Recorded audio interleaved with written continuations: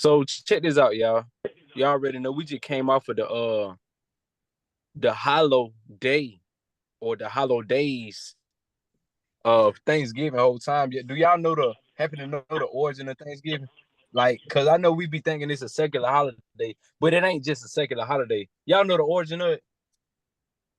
I do not know. Yeah. So Thanksgiving, like I said, it ain't just a secular holiday about some pilgrims and Indians, like we was taught about some pilgrims and Indians sitting down eating food. It really go way, way, way, way, way back, and a lot of cultures had always did at Thanksgiving during this season because agriculturally, this went right after the harvest, y'all.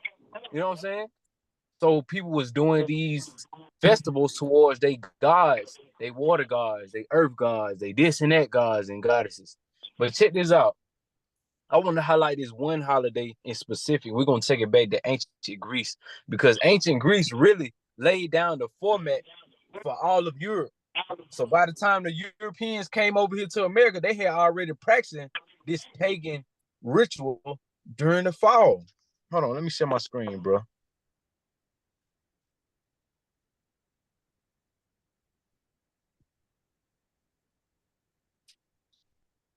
Oh yeah. Actually, I ain't gonna do the P quiet.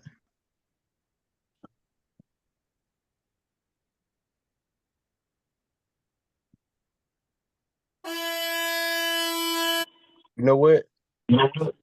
Check this out. Step into the Y'all enigma right? of ancient. Y'all can hear and see. Yeah. So this is ancient. It started out with the women. You know what I'm saying? It's an ancient Greek festival. But it started out with the women, and it was about fertility, and it was also about the Greek goddess Persephone, if y'all know who that is. But let's see what's going on. Let's watch this first. This is short. In Greece, where women, shrouded in mystery, gathered for the Thesmophoria. A festival not for revelry, but to honor Demeter and Persephone, the divine duo symbolizing life and rebirth. For 3 hallowed days, women slipped away from societal roles, retreating to the secrecy of makeshift shelters. Their whispered chants permeated the air, their hands tenderly cradling piglets, the chosen sacrifices. These innocent creatures, symbols of fertility, were laid to rest in pits, their return to Mother Earth a homage to the cyclical nature of existence.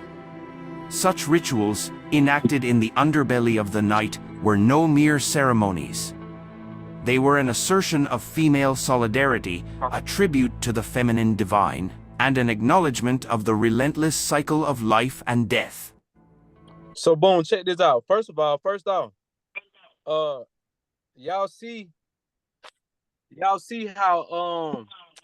pigs was involved with some of these holidays that was going on. Like I say, the holiday of Thanksgiving had been a thing even before Pilgrims and Indians, and I think people should know this. That's one of the holidays that we just saw, and women was made it a thing to sacrifice pigs during that time. Then it gonna make sense why, you know what I'm saying, especially during Thanksgiving, that's all black people eating and white people eating. Doggone pig pum pum and pig backs and pig booty and chitlins and stuff like that. You know what I'm saying? So boom, check this out. We finna get back into that same festival before we go further into other festivals during this time. Let me watch one more short with y'all.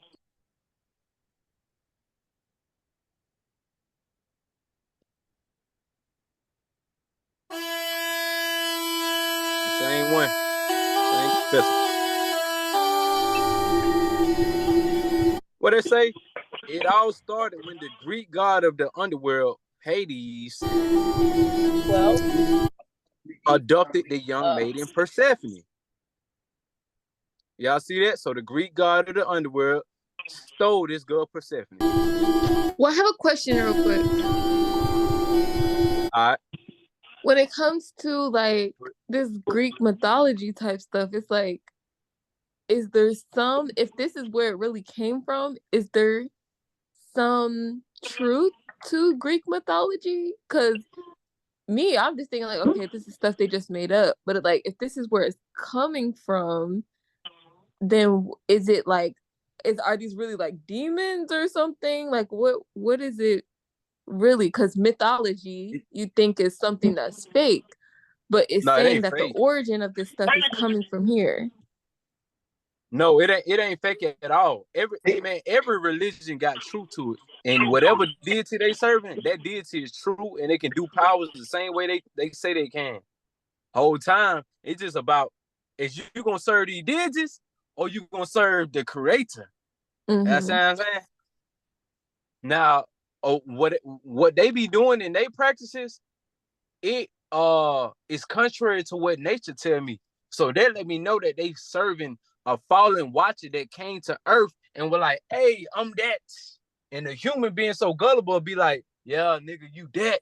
You know what I'm saying? So that what it boiled down to. These Greek mythology, all these people, Persephone, these are real gods, man. But most of the time, too, in culture, it come from somebody who was a human at first. They was renowned, they died, and then they was deified. You see what I'm saying? And you see that a lot in the Greek culture. A lot of their Caesars had become deities and gods. But, you know what I'm saying? It's a spiritual significance behind all of that, too. Cushion, Nimrod, Tammuz. Right, Nimrod and Baal, like they a perfect example of how Nimrod became Baal when he was made deified as the evergreen tree that stay green all throughout the year. Then you turn around and bring that tree in your house for criminal. You know what I'm saying? So there was a real person, Nimrod, that ended up becoming a god because of, you know what I'm saying? Wow. Yep. So these things is real, y'all, you know what I'm saying? But that's why I say, hey, if you gonna serve that deity, that's trying to pull the okie doke on you, bro, or you gonna stop that and serve the creator, man. All right, now check this out. That's why it's good to hop up on your studies and be all the way for real with your spiritual practices. So it say her mother, goddess Demeter, stopped feeding the world. So because her daughter got kidnapped by the underworld god, the mama goddess said, hey, I'm finna stop feeding everybody on earth. Now, these are phenomenons that happen in nature and agriculture anyway, but people have the stories behind it by way of what fallen watchers had told them had happened spiritually. You see what I'm saying? So we see the effects on earth. Like, we know it's a drought with food because the sun go missing during the fall and winter time. But then people have these stories that was told to them by other entities of what go on behind the scenes in the spiritual world. Dang, I done went back too far. Dang it, hold on, let me back at the beginning.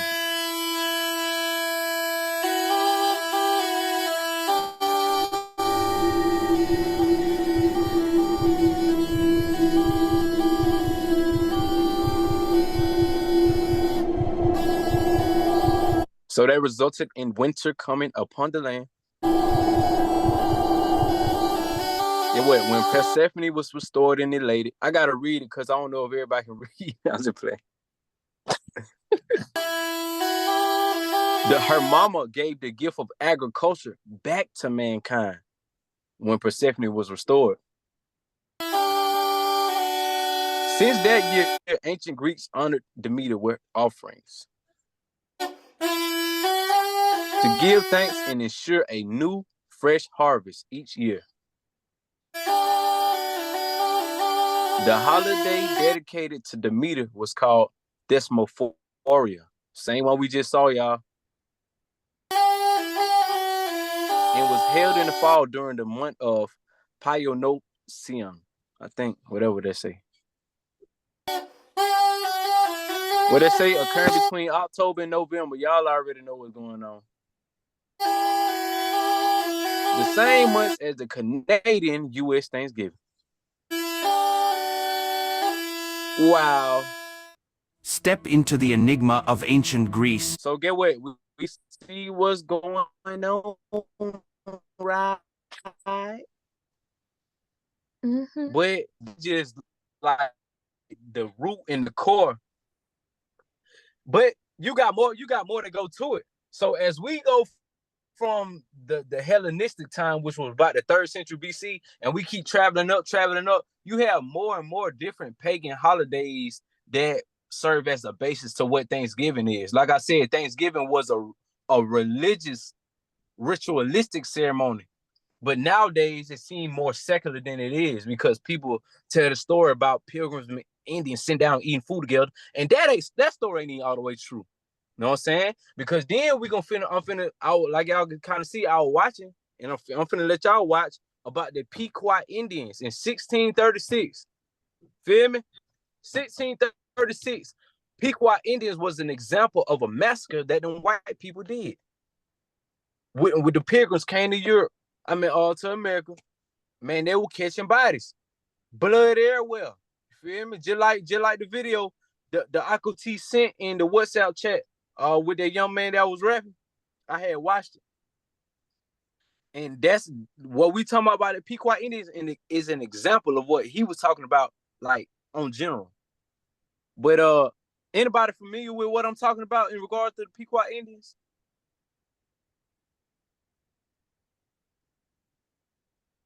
Primrose, what's going on? I ain't see you up there. Peace.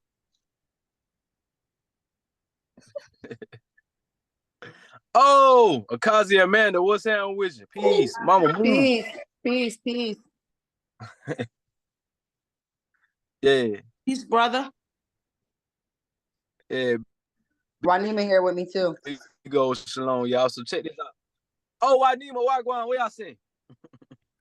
So boom, check this out. We watch this Pequot Indian jive talk, man. Let's do it, y'all. I'm finna share my screen. Then we're gonna get into them scripts. We got buku scripts, man. Okay. Yes, Lord.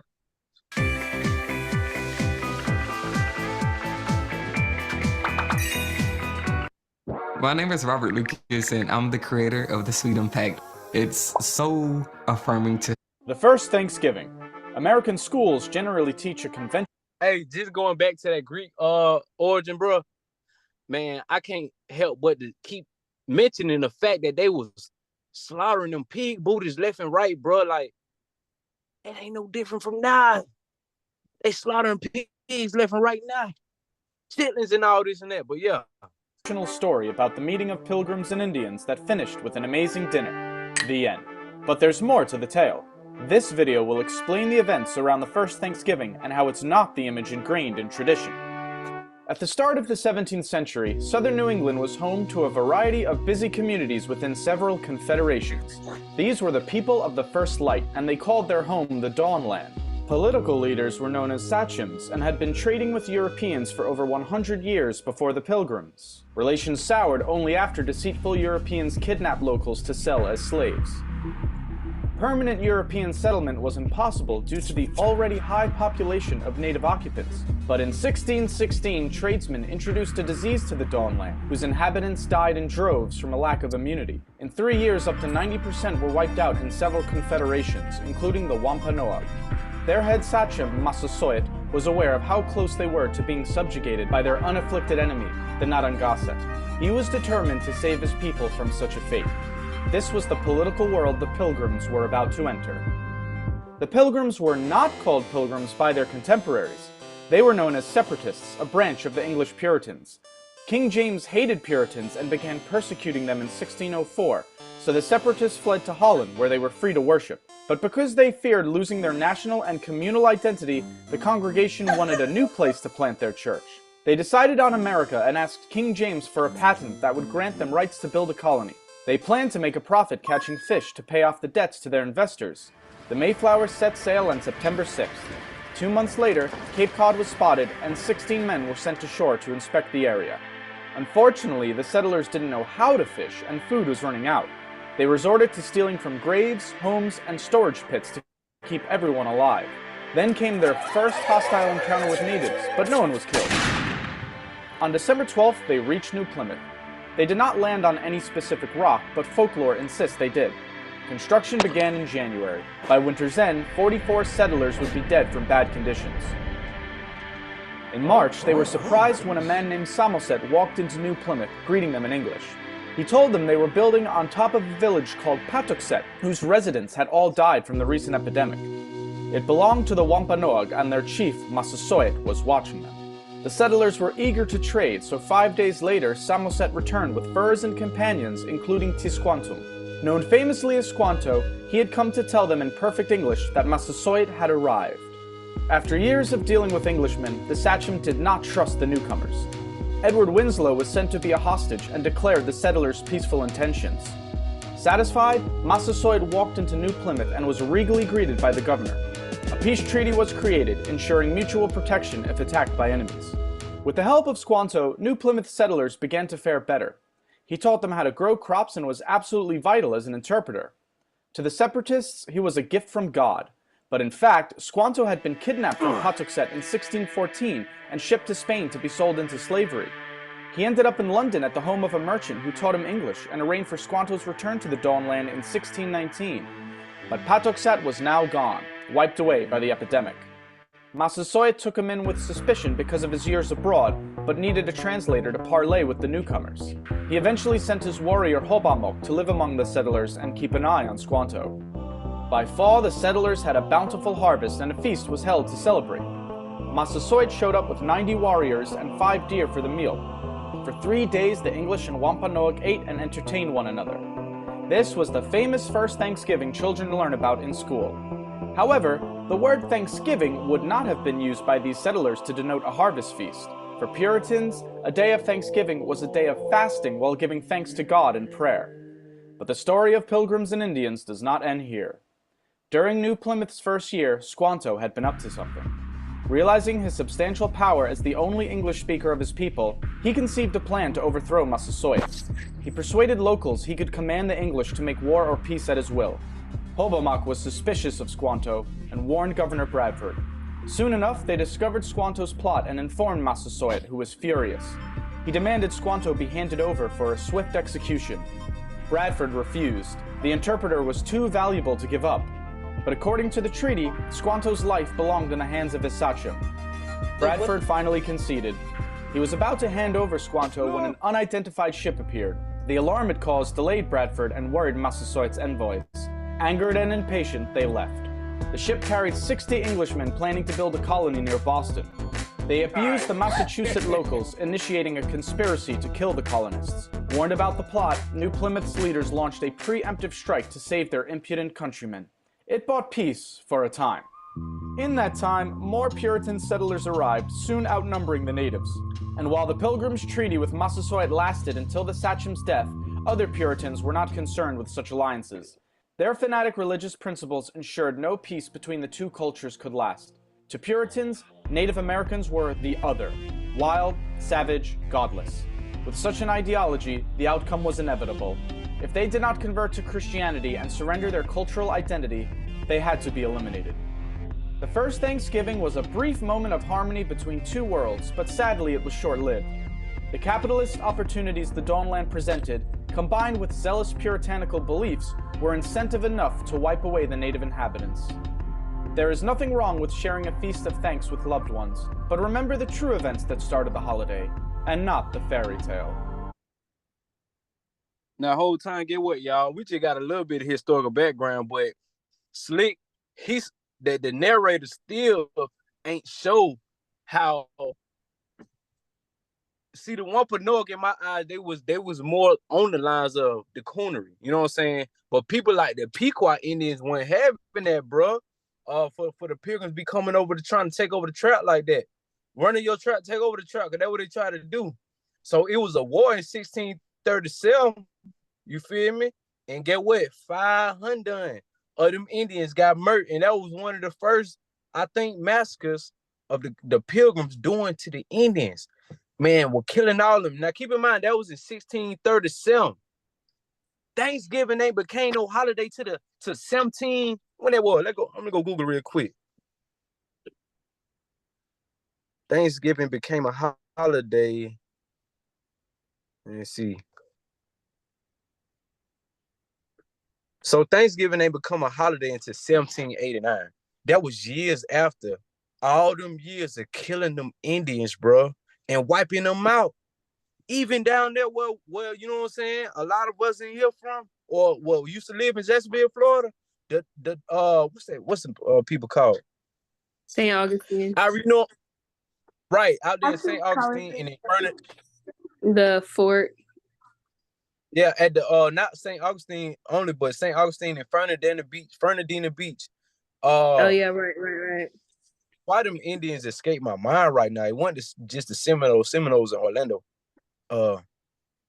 It start with an A, but anyway, boy, man, boy, them doggone European straight did them dirt out there in Florida, man. Like them Spaniards, man, it's a deep history behind that jump. But long story short, y'all, we be out here so cooned out, bro. We just go with the flow because the United States and Western society normalize holidays, and we just go with the flow, and then we'll turn around and be like, well, we just getting together with family eating food.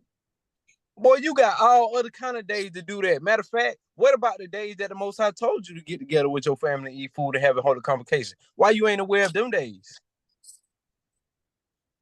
Let me share my screen, bro. Hold on. We ain't worried about no doggone Thanksgiving, no criminal, none of that, boy. Let me show this. Yeah. Now check this out. Look at the bottom one. When that young man smiling, everybody familiar with Halloween, Independence Day, Christmas, Thanksgiving, what they say, Oktoberfest, Valentine's Day, all that junk, bro. Y'all familiar with the Easters and stuff like that. But how many people actually familiar with these high holy days, which are a lot more important and have more substance than the ones at the bottom? Look at this, y'all. You got Passover, aka Pesach. You got unleavened bread, aka unleavened bread. First fruits, Baccarat. Pentecost, Shavuot. Trumpets, Yom Teruah. You got Atonement, Yom Kippur. You got Tabernacle, Sukkot. How many people actually familiar with the high holy days as much as they is familiar with Christmas and Thanksgiving and all that? Boom. Now that's the question right there. And keep in mind, y'all, most of America say that they subscribe to the Bible in some form, or they grew up in Christianity, this and that. Then if that's the case, and I don't see anything about a Thanksgiving in no doggone Bible, why do you know about that but don't know what's in the actual Bible? So look, somebody go to Proverbs chapter 4 real quick. Hey, real quick, I was also thinking about how the enchantment is so hard with these silly little holidays, because like there's people from different cultures and regions or whatever that come to America, and then they just start to assimilate and like, you know, take on these new holidays and stuff. Like Thanksgiving, the origins of it is on American soil. So like if you coming from Africa coming over to America, now all of a sudden you celebrating Thanksgiving. How does that make sense? Like, you know what I'm saying? I remember people be asking me, like at my old job, I worked with like a bunch of different people from different backgrounds and stuff, and they'll start talking about like the holidays. Now, you know, I don't celebrate that, and they're like, well, why don't you celebrate? And I'm like thinking to myself, why don't you celebrate? Like, why are you celebrating? You're not even from here. What they got to do, right? What they got to do with us? No, for real. What do you have to do with Thanksgiving anyway? What are you celebrating? You just doing it. That's how I know the enchantment is like so hard. It's crazy. But also, I will say that people want to feel a sense of belonging. You know what I'm saying? Like this isn't what you're saying is completely real, you know, but also people are like, okay, like in their mind, assimilation and a sense of belonging are the same thing. You know, they don't necessarily have the awareness within them to be like, maybe I can look into different things. It's just like, oh, I'm here and this is the societal norm. So let me just go along with that, you know, even in church is not even, because, you know, the high holy days are in the word. It's not, what's the word? They don't encourage you to, oh, look into these things yourself. Oh, if you have questions, come to us. Oh, if you have something that kind of challenges what we're talking about, come to us. You know what I'm saying? So even in this society, it's not even, that much of a encouragement to really go forth and do your own digging. But beyond the enchantment and beyond the sense of assimilation, like that's another reason why we have to pray for those people and be a light to those people. You know what I'm saying? Like, it's not just gonna click in their head automatically. Like, we have to be that set apart people that they can recognize. Because in this society, you see a lot of people going the same way. Yeah, there's a lot of different directions or ways that people do their stuff, but when you see somebody specifically that's set apart, you look like, wait, I've been walking this way the whole time. Hold on, I didn't know I could even turn. I didn't even know I even had the ligaments in my neck to even turn my neck to even see this other direction here. And wait, there's people, there's community over there. Oh, there's a sense of belonging over there as well. Now I have the choice to choose. A lot of people don't even have that awareness. So that's not, you're right, and I'm glad you mentioned that, because it is natural human psychology. That's why I be trying to have like a sense of grace with my grandparents, or you know what I'm saying, and them who may be like, well, I've been celebrating Jesus' birthday as Christmas since I was little. Well, grandma, you feel me? You inherited life since you were little too. That don't mean just because your mama and them did it, don't mean it was right. You feel me? I know it's all about a bandwagon. So when I was in school, y'all used to tell me, you don't be a follower. You're going to follow your classmates off a cliff. Shawty, you following your peers off a cliff too. And that's what I'm trying to tell you right now. All right? Now check this out. Hey, that bandwagon jump real, but see, you charge it to the game because, like you said, Celeste, they may not know that they can belong somewhere else too. You can be separate, belonging in that community over there. You don't have to be, and because you never quit. I tell my people all the time, not my people, because not a lot of my people, a lot of my people starting to realize now, but I'm talking about like the older generation. It's hard to be in an old tree anyway. But I tell my grandma, why do you put up a mistletoe in your house? Why you put a wreath on your door? Why you bring a tree in your house? What that represent? Where that come from? I don't know. We just been doing it. And guess what? The eye is naturally attracted to light. Of course, there's that artificial light that the enemy and, all these different institutions try to put up. But the real light that we are needing to embody, people are not, if we're really coming together and doing this thing right, they're going to be attracted to, oh, wait, that's the real light over there. I've been living in this simulation this whole time, blacked out curtains, my eye focused on this artificial light. Wait, there's the sun, you know what I'm saying? Stuff that can actually bring me life, allow me to grow, put some chlorophyll in this body, clean me out, and you know what I'm saying? Like, experience real growth in community. What? I don't know, because with my experience, that light kind of blind people and it irritate them. So well, it's not gonna be everybody, you know what I'm saying? It's for who it's for. Some people are really not meant to, like, we know everybody's not meant to really, some people's hearts are hardened for a reason, and just operating in grace through that. But that's not what we can be dependent on. We can't be like, oh, well, I can't fully shine this light, or I can't fully operate in the capacity because, it might irritate some people. We can't think about that. We just have to be obedient to doing what we're supposed to do, Right. And I know you know that already, but yeah.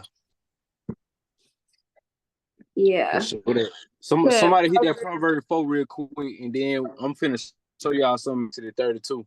That Proverb 4. Verse 1. Any particular verse? Verse 7. Verse 7. The beginning of wisdom is this: get wisdom. Though it costs you all you have, get understanding. Oh yeah. And What translation that is? You got it NKJV or This one NIV. Okay, NIV, right, for sure. And that elucidated that well. And in the KJV, y'all, it say hekmah, or wisdom, is the principal thing, therefore get wisdom. And with all you're getting, get understanding. So whatever we doing, y'all, we need to have understanding of, you know what I'm saying? I think it's very imperative. So look, check this out. Exodus 32, we finna see what happens, how it's usually a thing where we end up transgressing in some type way whenever we eat food and we sit down and have, festivals in the wrong light. If it ain't a festival according to Leviticus 23, and by the way, y'all, Leviticus chapter 23 tell you all the high holy days you were supposed to be doing. You know what I'm saying? We're gonna go over that later, but let's see Exodus chapter 32 real quick.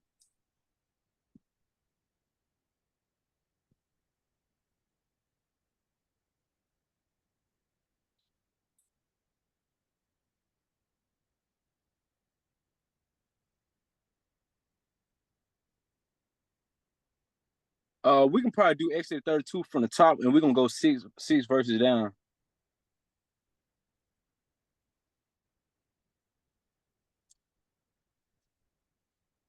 Whoever volunteered to read. I don't mind. When the Okay, people bet. saw that Moses was so long in coming down from the mountain, they gathered around Aaron and said, "Come make us gods. Who will go before us? As for this fellow Moses who brought us up out of Egypt, we don't know what happened to him." Aaron answered them, "Take off the gold earrings that your wives, your sons, and your daughters are wearing, and bring them to me." So all the people took off their earrings and brought them to Aaron. He took what they handed him and made it into an idol cast in the shape of a calf, fashioning it with a tool. Then they said, "These are your gods, Israel, who brought you out of Egypt." When Aaron saw this, he built an altar. Real quick. Okay. Okay, check this out. Historical context real quick. Y'all know the children of Israel had just came to the wilderness. They just left Egypt.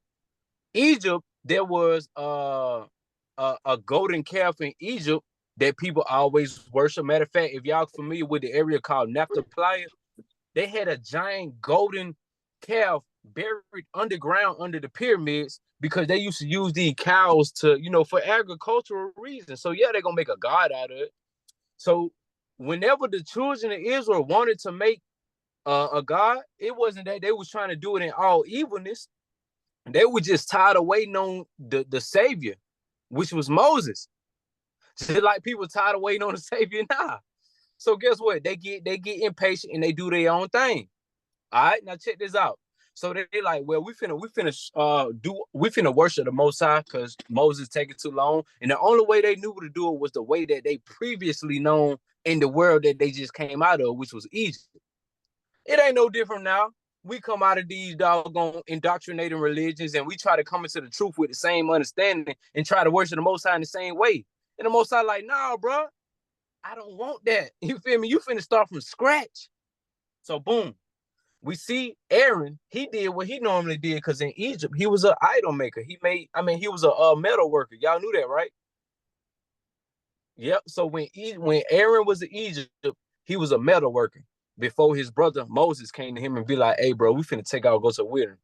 So this why he automatically knew, well, give me y'all metal, I'm finna make a golden calf because this is what we already familiar with. Where we left off, verse 5. Yeah. So the next day, the people rose early and sacrificed burnt offerings and presented fellowship offerings. Afterward, they sat down to eat and drink and got up to indulge in revelry. Oh, stop real quick. Okay. So check this out. If y'all saw what had happened, soon as they made their idol, bro, first thing they did, first quarter, was did a feast, right? Look, in the KJV, it say, and when Aaron saw it, he built an altar, and Aaron made proclamation. He said, tomorrow is the feast to Yahuwah. So guess what, y'all? They wasn't calling that golden calf no other name. They really thought that was Yahuwah. They thought that was the creator, the same creator that brought them out. But guess what the creator said? He's in Deuteronomy 4, he said, I show no similitude of anything before you. You only heard a voice, lest you go make idols. Because this what I'm saying. If we apply that to nowadays, we trying to take this Western society and make it apply to the culture that we in now. The Most High ain't say nothing about no Thanksgiving. You brought Thanksgiving from the world that you prior knew. He trying to create a new person out of you, bro. So you need a clean slate. Delete all that out of your mind or what you had in your previous life. Stop trying to make it fit for the Most High. You can't make Thanksgiving and Christmas fit. That ain't him. Yeah. And guess what? Verse 6 say, and they rose up early on the morrow, all eat and to drink, and rose up to play. So guess what? Guess what I always come involved with? Negroes sitting down, eating and drinking, having a barbecue and a fish fry. Y'all know why there's a relation between that? You can't think with your hired man if you got food on your stomach, man.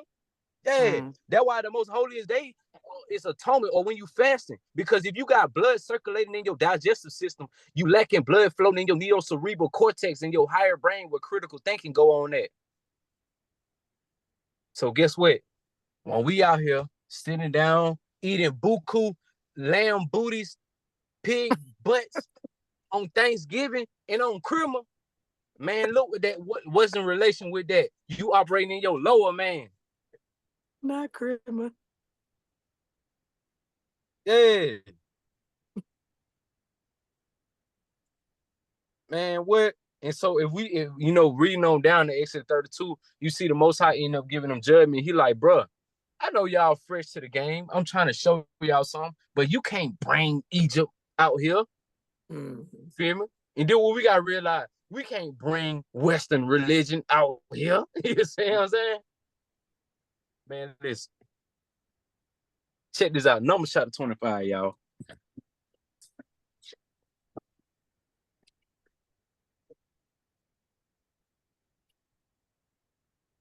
Man, we might got, man, I think, boy, it's imperative for us to do that shadow work, do some self-evaluation, because it might be a lot of things in our lives that we try to put the Most High name on when it should never be put on. Like, we may be in some form of idolatry and don't know it. And for right now, since we babies, the Most High might be winking at us like, they'll get it one day. They'll get it one day. But once you know, you owe.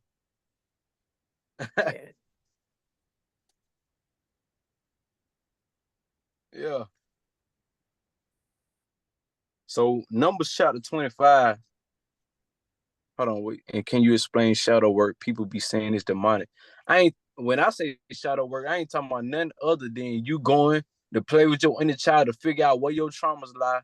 And I ain't talking about no deep doggone astral projection and nothing. I'm talking about you evaluating yourself. You doing the necessary behind the scenes work, not in front of people's face, but doing your deep work, trying to figure out what am I doing that may be displeasing or contrary to nature. That's what I mean, Nish. Right. Isaiah said, not no shrooms or substance. Right. And I ain't talking about you tripping out on no ayahuasca, going to having deep vision and nothing like that, bro. People be thinking, I ain't gonna lie, like people sometimes think like that's what's needed. No, cause you in your body, you came in where everything you needed. You got natural DMT in your brain, you got natural dopamine in your brain. You don't need to get high to do this and that. You know what I'm saying? If that what you want to do, that's what you gonna do, and doggone suffer the consequences if it go left. You feel what I'm saying? But what if mushrooms, the psilocybin chemical effect of mushrooms are put in mushrooms as a defense mechanism? But we turn around on some spooky junk times. You have given me your mystical powers, and now I can see the light. Whole time the mushroom like, nigga, I don't want you to eat me. That's why I'm making you trip out. You know what I'm saying? We want to be super deep about everything. You say, okay, because I want to get the shadow work book, but then it'd be a bunch of folk talking about the mind, think about his shadows. I don't even know. Listen, I look at butt naked terms. I don't look at terms of what people make the terms mean. Anyway, check this up. I was just gonna Go say, ahead. in nature, of course, like we just got to filter it through. Like I don't know too much about that book. I've heard of it. I don't know what's in it. But I mean, the duality of nature. There's light and there's shadows. You know what I'm saying? Like there's balance to everything. But I'm just saying this pertaining specifically on that book. But yeah, I would just say pray before you get it, because I don't know. Some people also Yeah. going through different things, so some people may be using it for I don't know, girl, but I will pray about it. Yeah, for real. And for real, pray over everything y'all got anyway, y'all. Over your soaps, over your food, over your clothes, fabrics you're putting on. Because I know a lot of people, you know, people were coming out talking about Dr. Bronner's was a spell soap, but really pimp juice. Anything that got spell words written out could be a spell. It ain't gonna be no different from the Irish soap you used to use in the ghetto, from the Irish Spring, the little bar soap. What the difference is? It got words on it too. So just pray over everything anyway. Shoot. But when I look at Dr. Bronner's John, I mean them words look pretty doggone nice on there. Like he ain't saying nothing crazy, not that I noticed. Yeah. I don't know. Sometimes, bro, y'all, we can't go a little crazy, crazy with it, man. Listen. Adine. Man, Shakir, Yahshua words are very esoteric. What that mean? Esoteria is everywhere. You know what I'm saying?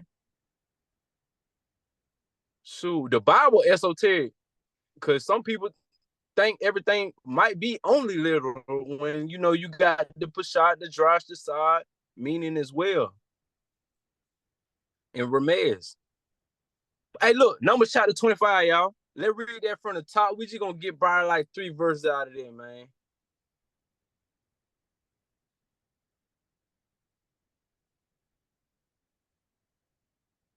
Hey, big old piece of kid too. Big old shalom. Yeah, my bad.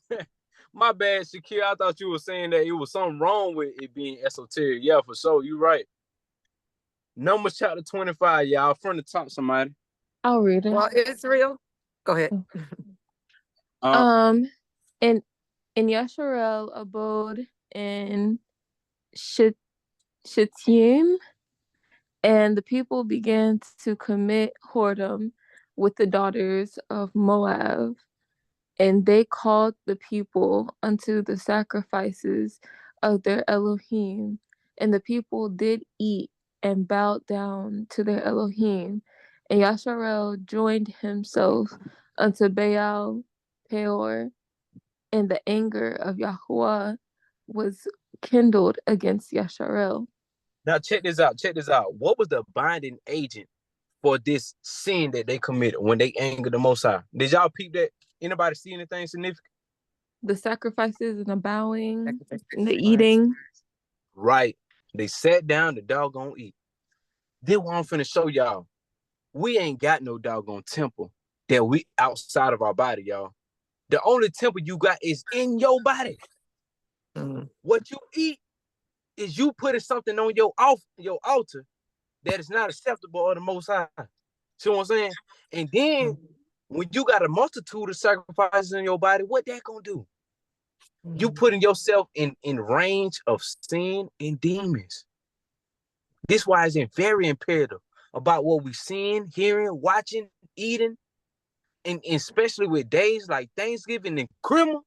Man, that's a prime example, the epitome of what happened when you sit down, especially on days that you don't supposed to be sitting down and gorging your face with food just because the next man doing it. Talking about some being thankful. You thankful for them chitlins, boy, that stink because they ain't finished cleaning them out before they boiled them? What's up, brother? I'm in the car. My granddad looking for me. He walking by my car and can't see me. Hold on, y'all. What's up, bro? Yo, I do it eating. I'll do it this evening. I'll do it this evening.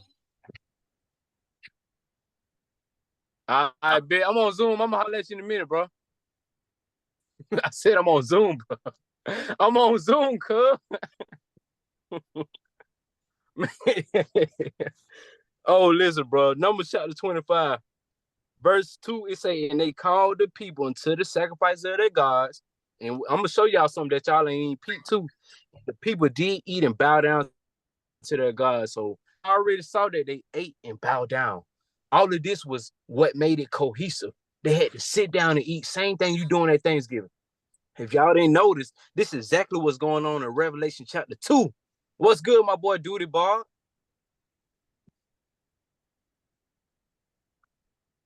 My boy Bob in this thing. Now look, I want y'all to make sure y'all peep game. Numbers chapter 25 go exactly with Revelation chapter 2. Somebody go to Revelation chapter 2, man.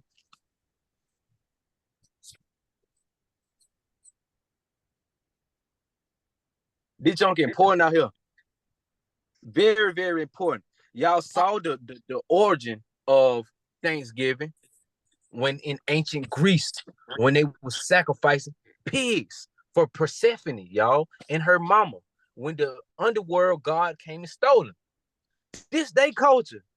Then Europeans kept this up. They perpetuated through different dynasties of the Romans, then the Franks, the Germans, so many different people. By the time the English people came to America, they had already been doing Thanksgiving as a religious ceremony. But then now in 2023, they make us believe, because of how you was learned in school, that it was about Indians and pilgrims sitting down. No, Pimp Drew, that thing deeper than that, cuz. Now check this out. Revelation chapter 2. We gonna add that with Numbers chapter 25, because you're gonna see a relation. This is what the Most High said he hated out of the mouth of John. Read chapter verse 14. Chapter 2, verse 14, somebody.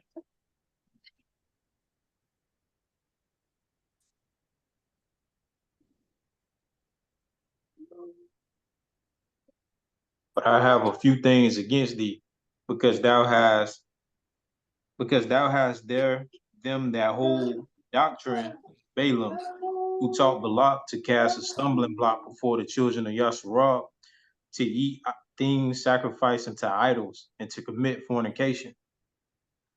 Boom, check this out. This what y'all ain't peep. The words he just said was Balaam and Balak. We just read in Numbers chapter 25 when our people sat down with the Moabites. Balaam and Balak, they from the Moabite kingdom. So this the same story being retold, y'all. But Revelation chapter 2 gonna show you how he hate that. In spiritually, a lot of people eating with the Moabites, meaning you eating food sacrificed to idols. You sitting down at feast, and these feasts committing you to sin. This why also in Isaiah 7, the Messiah was prophesied that when he was gonna come out, it said that something about him only eating honey. Because why? That's a light food. If he able to eat light, he able to think smarter and faster. Because that circulation in his brain is still there. It's not, the blood ain't flowing to his stomach. It's flowing in his brain. So, you know what I'm saying? Sometimes we gotta make that choice. Is we gonna serve the God of our belly? Or we gonna get into our higher man and kill our lower man? Our lower man want to eat and make the women lay on their back, and the men be trying to dry hump everything. You feel me? So this what your lower man only want to do. Eat and doggone hump on something. This why we gotta talk that walk to Golgotha, man. Hold on, let me just share my screen real quick, because I don't want to prolong of what I'm finna. Hold on. I gotta chop this thing up just to make sure y'all picking up what I'm putting down. So boom. If we take that walk to Golgotha, what is this thing I'm looking for?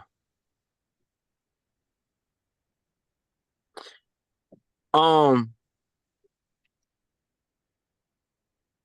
ahead, Dan, I'm on.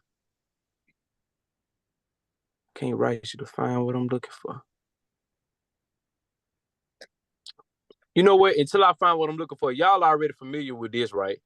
The three sections of the brain. your reptilian brain, your limbic brain, your neocortex. Y'all familiar with that? And what So I'm you're saying talking when we about right eat, now, we want to oxygen doesn't get, well, blood flow doesn't get to our neocortex? right. It's a lack of blood flow in our neocortex. So if you look at the neocortex, which is the human brain, we got language, abstract thought, imagination, consciousness, reasoning, and rationalizing. So if the blood flow start to lack there, the most of the blood flow you're gonna get, when you eat heavy is from your lizard brain. All it knows is very, very basic level things. So I mean, for example, if you want to be at your prime, bro, you don't need to be eating heavy. Cause what you want to do, you gonna go straight to sleep, bro, or you just gonna be ready to freak on something. You gonna get the nigga-itis and get sleepy. You know what I'm saying? Instinctual brain, your dinosaur brain. But what I want to show y'all is about the walk the God. Where is that doggone? Uh, mm,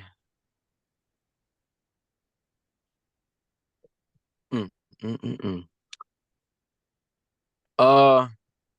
That ain't what I'm looking for, but I guess I can use any picture of a human body. If y'all notice, bro, your lower man, what you got, your reproductive organs. You know what I'm saying? That's the lowest man. And that's the main sin that everybody deal with right now. Sexual sin. Negroes, boys laying down with boys and girls laying down with girls and doggone. You feel me? You got pedophiles out here. Boys laying down with every girl they see. That's the biggest, lowest nature thing you can do. But guess what the next one is, y'all? When you get to your GI tract and start looking at your pancreas, your metabolic processes, bro, that's the next sin that people got, gluttony, bro. You know what I'm saying? Eat, eat, eat, eat, eat, eat, eat, eat, eat. You feel me? Consume, consume, consume. Want the next iPhone? Consume, consume, consume. Want buku TVs in your house? Consume, consume. The world based off consumerism. Killing your tail. Then get what? Like a tuner. Yeah, that's right. What what's the girl name? Why her name escaping me right now? Right, Lauren Hill. Exactly what Lauren Hill said. And then get what? When you go up from that, what you got your adrenal glands sit on top of your kidneys, where your cortisol and norepinephrine is squirted from. You know what I'm saying? Look at that. Stimulates epinephrine and norepinephrine.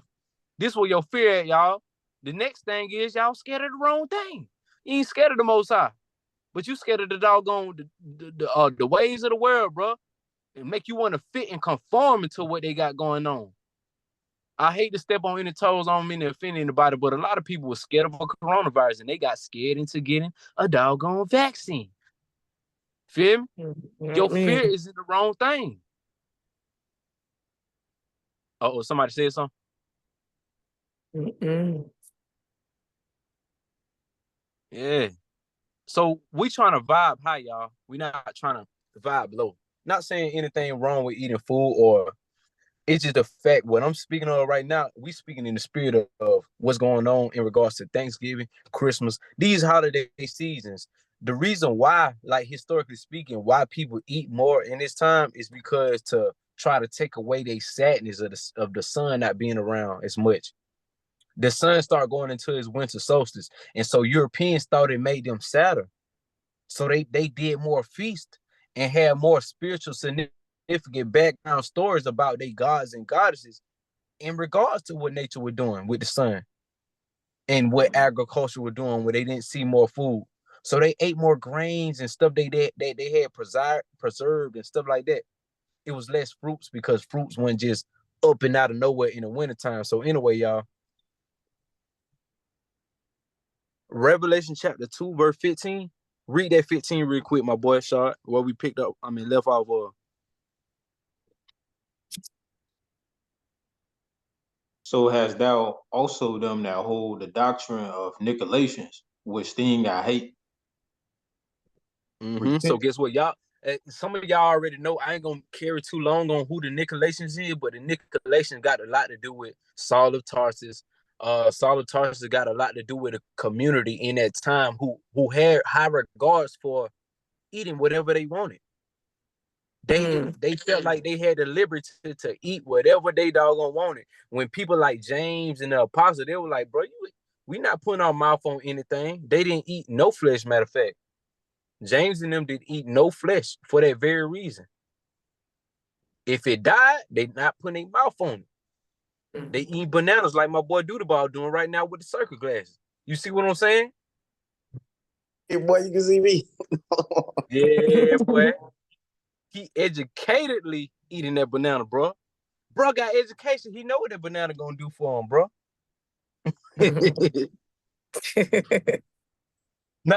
now get what the Most High said in Revelation 2. He was like, basically, bro, y'all stop doing this, man.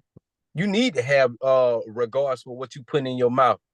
He said, repent or else. Read verse 16 real quick. Let's see what's going on.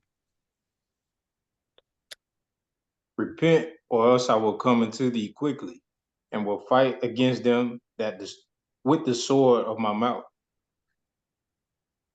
Read verse 17. He that hath an ear, let him hear what the Spirit say unto the churches.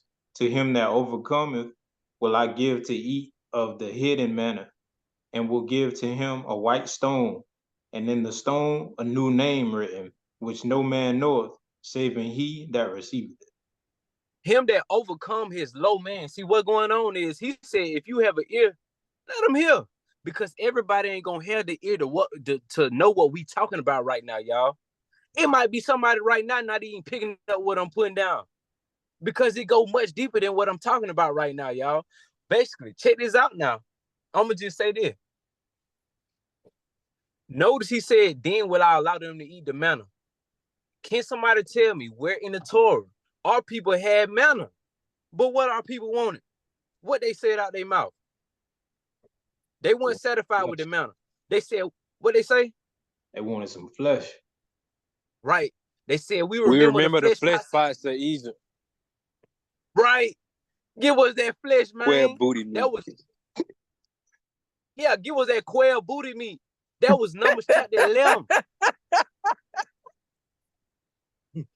What the Most High end up doing? He said, I bet y'all keep wanting this right here. I'm finna send y'all buku quail coming from the sea. Get what? That quail came. He said, bet, eat that. They ate it. Started dying with it in their mouth, bro. See, the Most High give you over to your sin, bro. But that don't mean that you ain't gonna reap the consequence of it. Dang. Yeah, he gonna give you over to your sin. You want to be a gangster real bad? You want to catch body? All right, going out there. Get your first couple body. Now that same bullet you shot finna come back and shoot you in your backside, my boy. You see what I'm saying? He'll give you over to your lust. That what you want? All right, whatever. Now you gonna find out on your own the consequences, because I already told you.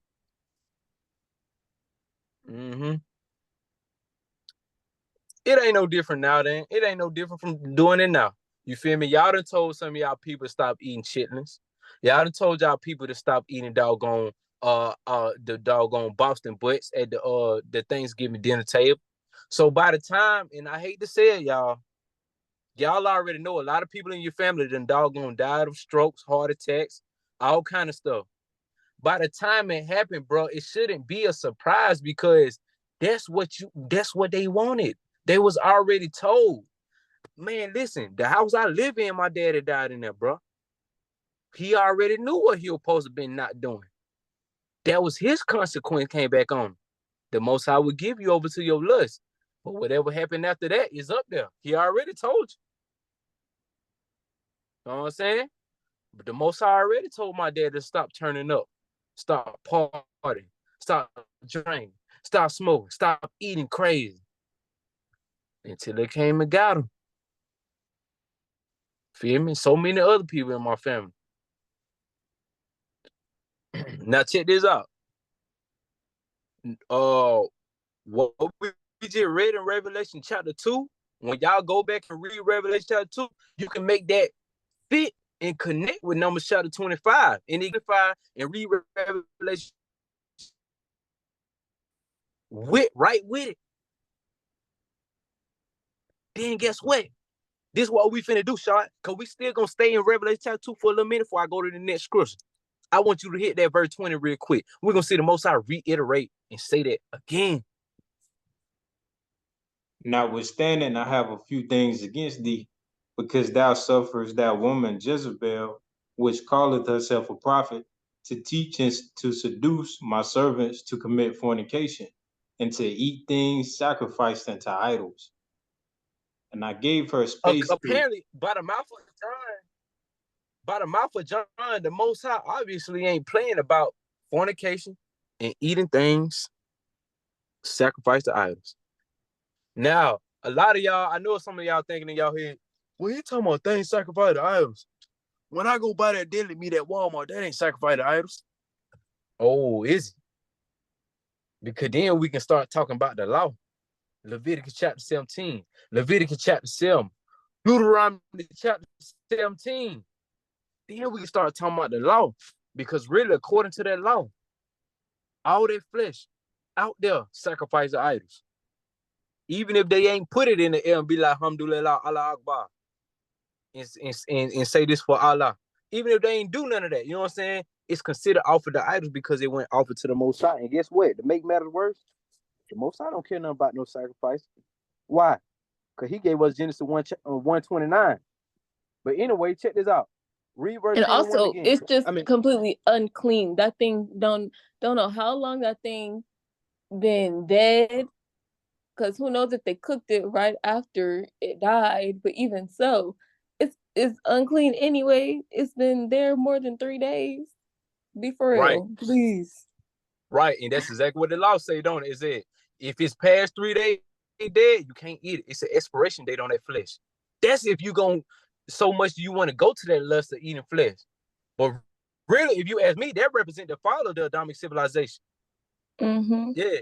What Paul said, you know what I'm saying? What he said, something about all things are lawful, but not everything is expedient or something like that.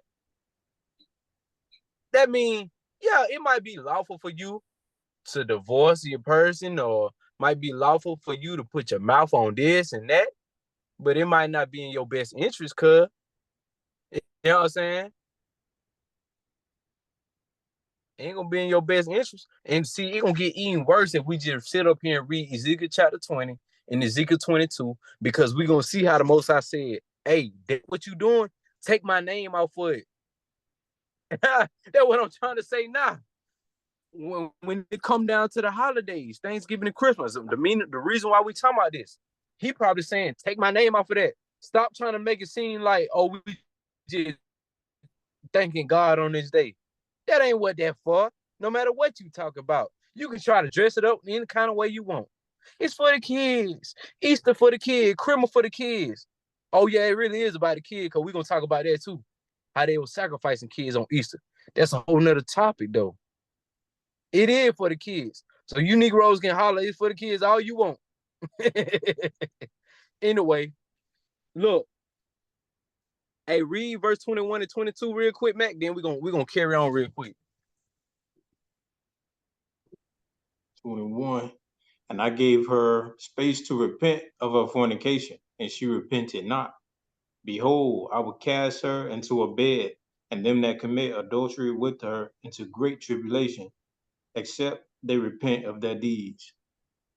Boom. So now, y'all, we in an opportunity, bro. We got the opportunity to repent. And repent don't mean, oh, God, forgive me. Now, repent meaning, bro, you doing a whole lifestyle change. And, man, hallelujah, all listening to the Most High. A lot of people's changing their lifestyle right now, man. This is repentance. You know it ain't going to happen all at one time overnight. But, man, as long as you taking that initiative to take that first little step, and then the next step behind that, then the next step behind that, bro, before you know it, we're going to have a community of people. Well, we ain't got to worry about if our children ain't coming in before the street light came on. You know what I'm saying? We ain't gonna have to worry about me being in a room and leave my wallet on the table and somebody stealing. You know what I'm saying? Cause when I be at my home congregation is at the Spirit of Yah in Jacksonville, Florida, you feel me? I be straight. I can leave my wallet around. But I can't do that when I'm around my old partners, them in the street, bro. You know what I'm saying? So this what we looking forward to, stuff like that, man. But what the only way we gonna get there if we all the way come out of this Western mindset that we done cultivated in our bodies for 20, 30, 40, 50 years. You know what I'm saying? This whole, we gotta purge junk out of us, man. everything dealing with the Western society, bro, is obviously wrong. The Most High trying to do a new thing. Matter of fact, go ahead and go to Ezekiel chapter 20 real quick. Let me show y'all something, bro. Yes, sir. Man, I just Ezekiel can't chapter let go. 20. I just can't let go of the chitlins. I love how they, taste going down with the pig feet and the greens, man. I just can't let it go, bro. Man, what? I bet you can't. Man, what? It's a deep connect. We got a deep emotional connection, you feel me, with food. And really what go on neurologically in your brain, the same thing what happen when you chewing on food is the same thing what happen to your brain sexually too. So this why people got a connection between that, like on the real. Keep it all the way gangster. So get what? Low key the other day, bro, I drove past this gas station I used to work near back in the day. I used to go and get me a little 211 Steel Reserve with a chicken tender and honey biscuit, bro. And I remember I started thinking about how cool it used to be me go over there drunk and bite into that chicken. And that thing used to be so juicy in the inside and crunchy on the outside. And then eat that doggone honey biscuit behind it, bro. You feel me? So that connection, bro, I'm telling you, bro, that lustful connection be in your brain, bro. It's just we trying to purge it junk out of us, bro. And, for such a long time, people have been like, oh, mushrooms. Like they can give you that same satisfaction, that juiciness, that fry them, you get all that. But it's like, when can we move away from all that? When can we just, what does the application look like for us to be like, you know what? I just want what grows straight from the tree. I don't even need to have what's been soaked in that oil, what's been coated in that flour, what's been dunked, in that hot oil and that cast iron on the stove. Like, when can it just be like, let's just grow the stuff on the trees. Let's just grow the stuff in our garden and pick it straight like that. Let's use our creativity to create some good old raw dishes and stuff. It's like, man. And there's different phases for everybody, but I'm saying even the people who don't eat meat, because for a long time, I didn't even know about mushrooms. So when I started eating like fried oyster mushrooms, I was like, ooh, like this is good. But now learning about mushrooms, I'm just like, we ain't supposed to be eating that. And I know it's not like, I personally don't think like we're gonna be like, oh, you're not blameless because you've been eating the mushrooms. But it's like, just to get more to nature, not have to have things breaded and coated and fried. Like, I don't know. Yeah. It's just a thought. Quick observation, right quick. Quick observation. You can hit hold on real quick, Terry. I think Steph was saying something, but yo, ain't picking up, Steph. It says she unmuted, but we can't hear now. I like them glasses. Go ahead, Adine. Hey there, Miss Steph. Quick observation, y'all. Just like what you said, AJ. The thing is, like, you gotta go back to whenever you experience that and be like, man, forgive yourself. Be like, man, I was taught wrong. I learned wrong. Anybody being taught wrong, I learned wrong. Like, forgive yourself. Be like, man, that was totally wrong. Acknowledge it. But you gotta go back to the time when that dopamine first hit you. Like, oh man, like that chicken was so juicy, this and that. But just in the short thing, just go back, forgive yourself, bro, and move on. Like, that was wrong. Move on. Yeah, for sure. That's right there, a part of shadow work too, Niche. You know what I'm saying? Not whatever witchcraft or voodoo you might be thinking about. I ain't talking about nothing like that. I'm talking about that shadow work, what Terry just said. I just experienced this for the last year. Like, like, dang, man, I was really hurt when I was a young man. Like, it could be from parents, grandparents, siblings, whatever. I was hurt. And, like, you got to go back and, like, bro, I forgive myself for being hurt and experiencing that. Like, you just move on. Yeah. Like, bro, take the chip off your shoulder, bro. It happened now. You right. You able, like we didn't grow up with our cousins and everything, but you old enough to do it now. You can do whatever you want now. You old enough to do whatever. Move on. Yeah, handle your business. So that means, you know, I know a lot of people dealing with mama issue, daddy issue too. You know what I'm saying? Whatever type grudge you might got against your parents, whether they did whatever you said or not, bro. And a lot, I ain't gonna lie. That is the case normally, but shoot, we got charged to the game for real, for real. I was just talking about it the other day. The girl I know, bro, she be so mad at her daddy, cuz. And I know her daddy. And she not realizing what the situation is. Like her mama been lying to her about the fullness of the situation in regard to her daddy. So she got so much hatred for her daddy. I said, girl, you grown now, bro. You know what I'm saying? You the one out there, you doing what you doing, being a little net, bro. You should. I really slick wish your daddy would have stepped up and like, you know what I'm saying, and handle his business so you won't be out here doing what you doing. But shoot, bro, you can go rekindle that relationship. You know what I'm saying? But see, check this out. At the same time, y'all, this why we got charged to the game, because whatever we learned from our grandparents, our mamas, our dads, our grandparents, our great grandparents, bro, a lot of it ain't the actual way of the Most High, for real, for real. Keep it all the way for real, no matter how much you love your people, bro. See, go to Ezekiel chapter 20 real quick. Let me show y'all what I mean. You know what I'm saying? We love grandma and them, but shoot, grandma was giving us sugar as reward. She was giving us candy for when we be good, not knowing that what she doing is putting us on drugs every time she gave us a piece of candy for doing some good. Drugging our tails up, man. And again, get what? Huh? I just said what verse? We're gonna start that thing off at verse 4, but real quick, let me say this. In regards to that sugar, y'all, sugar is the devil, y'all. That's the next level, too. When you start getting yourself together, man, come up off that doggone sugar. And Yes, notice how we sir. call you know what I'm saying? Look at the relationship. Your grandma called you sugar. She calls you all the sweet words that sound sweet, bro. You know what I'm saying? And guess what? So low key, you associate sugar with love. And get what? But we talking about artificial sugar that's finna kill your tail. That's finna dry Right. out your capillaries and your blood vessels and cause you to go blind and this and that. Go ahead, Bob. No, I agree, bro. That white sugar, that processed sugar, I had a problem with it. And once I stopped eating it, a lot of things that I was struggling to let go, I was able to let it go. But while I was eating sugar, I couldn't let it go. Man, wait. But no, that's just an example. You know what I'm saying? Grandma and them, she sweet. Look, my grandma pulling up right now in my house, in my yard. Grandma and them sweet, man, but just because they did it out of so-called love don't mean that they ain't learned it wrong. So read verse 4 real quick, Iron. Or somebody, whoever said. It says, "Wilt thou judge them, son of man, wilt thou judge them? Cause them to know the abominations of their fathers, and say unto them, Thus says Yahuwah, in the day when I chose Israel, and lifted up mine hand unto the seed of the house of Jacob, and made myself known unto them in the land of Mitzrayim, when I lifted up mine hand unto them, saying, I am Yahuwah your Elohim." Hold on real quick, Iron.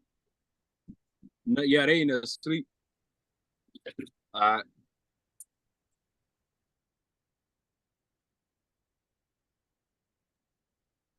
So I said, hey.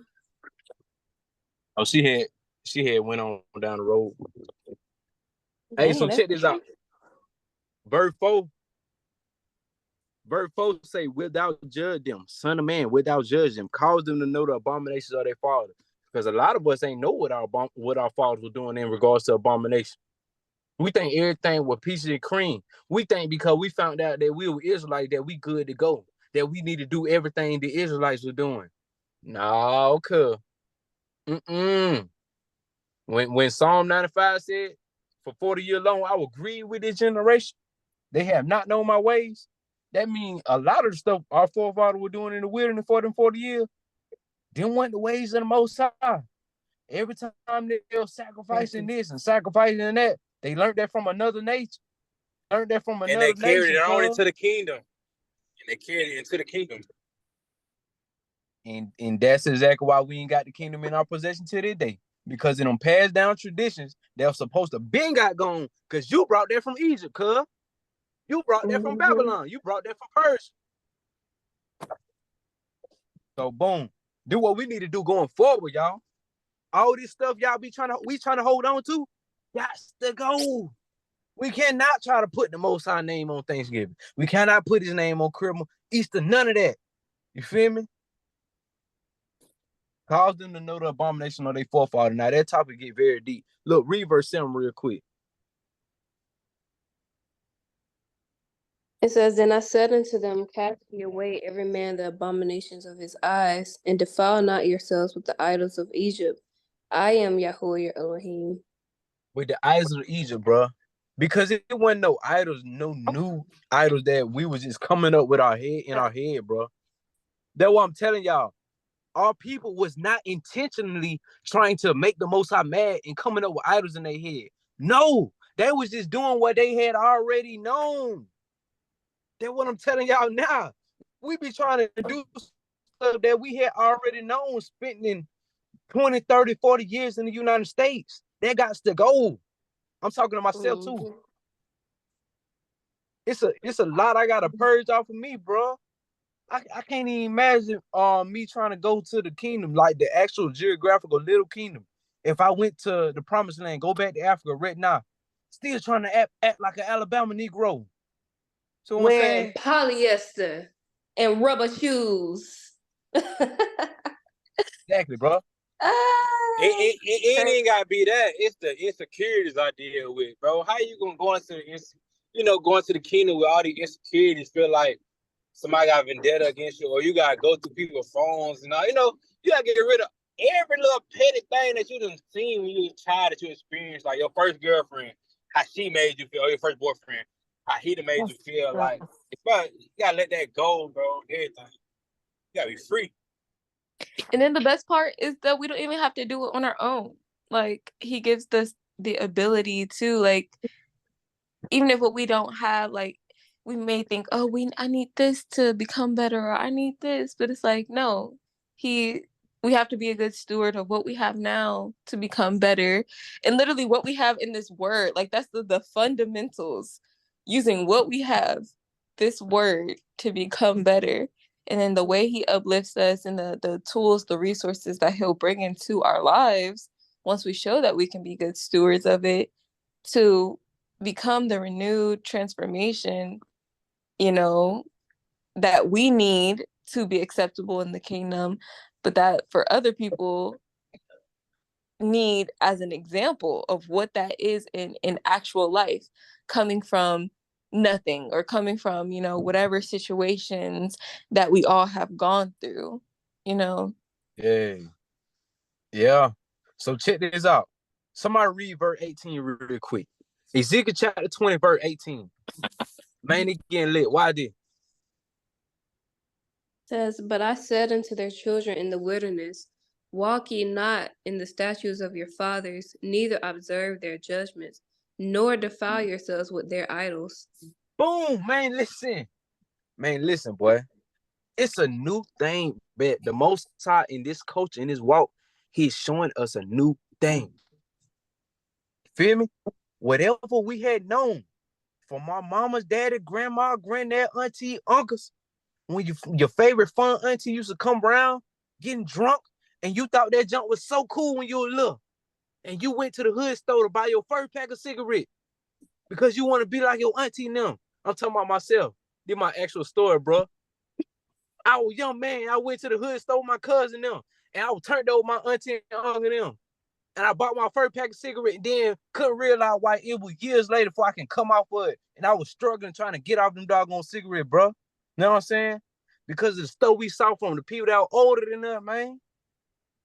Feel me? I got all these teeth missing in my mouth to this day. Because of them doggone cigarettes, bro. Taking them down through there, boy. Dang. I'm so mad, man, but I'm gonna chill out, bro. I'm gonna charge to the game, bro. Yeah, wow. We be thinking junk be so cool, bro. Just cause people around us, the old heads doing it, man. Bro. Dang. Listen, bro. Jake, go ahead. Yeah, man. I'm starting thinking about even, and Terry know what I'm talking about. The doggone loyalty we didn't have for, like, even street organization, gangs and junk. Them old heads that dealing with us, bro. Man, I don't think y'all teaching her how to be criminal, bro. Stop all that, bro. You can't teach her nothing. At this point, we can put you on game with something. You know what I'm saying? Yeah. Dang.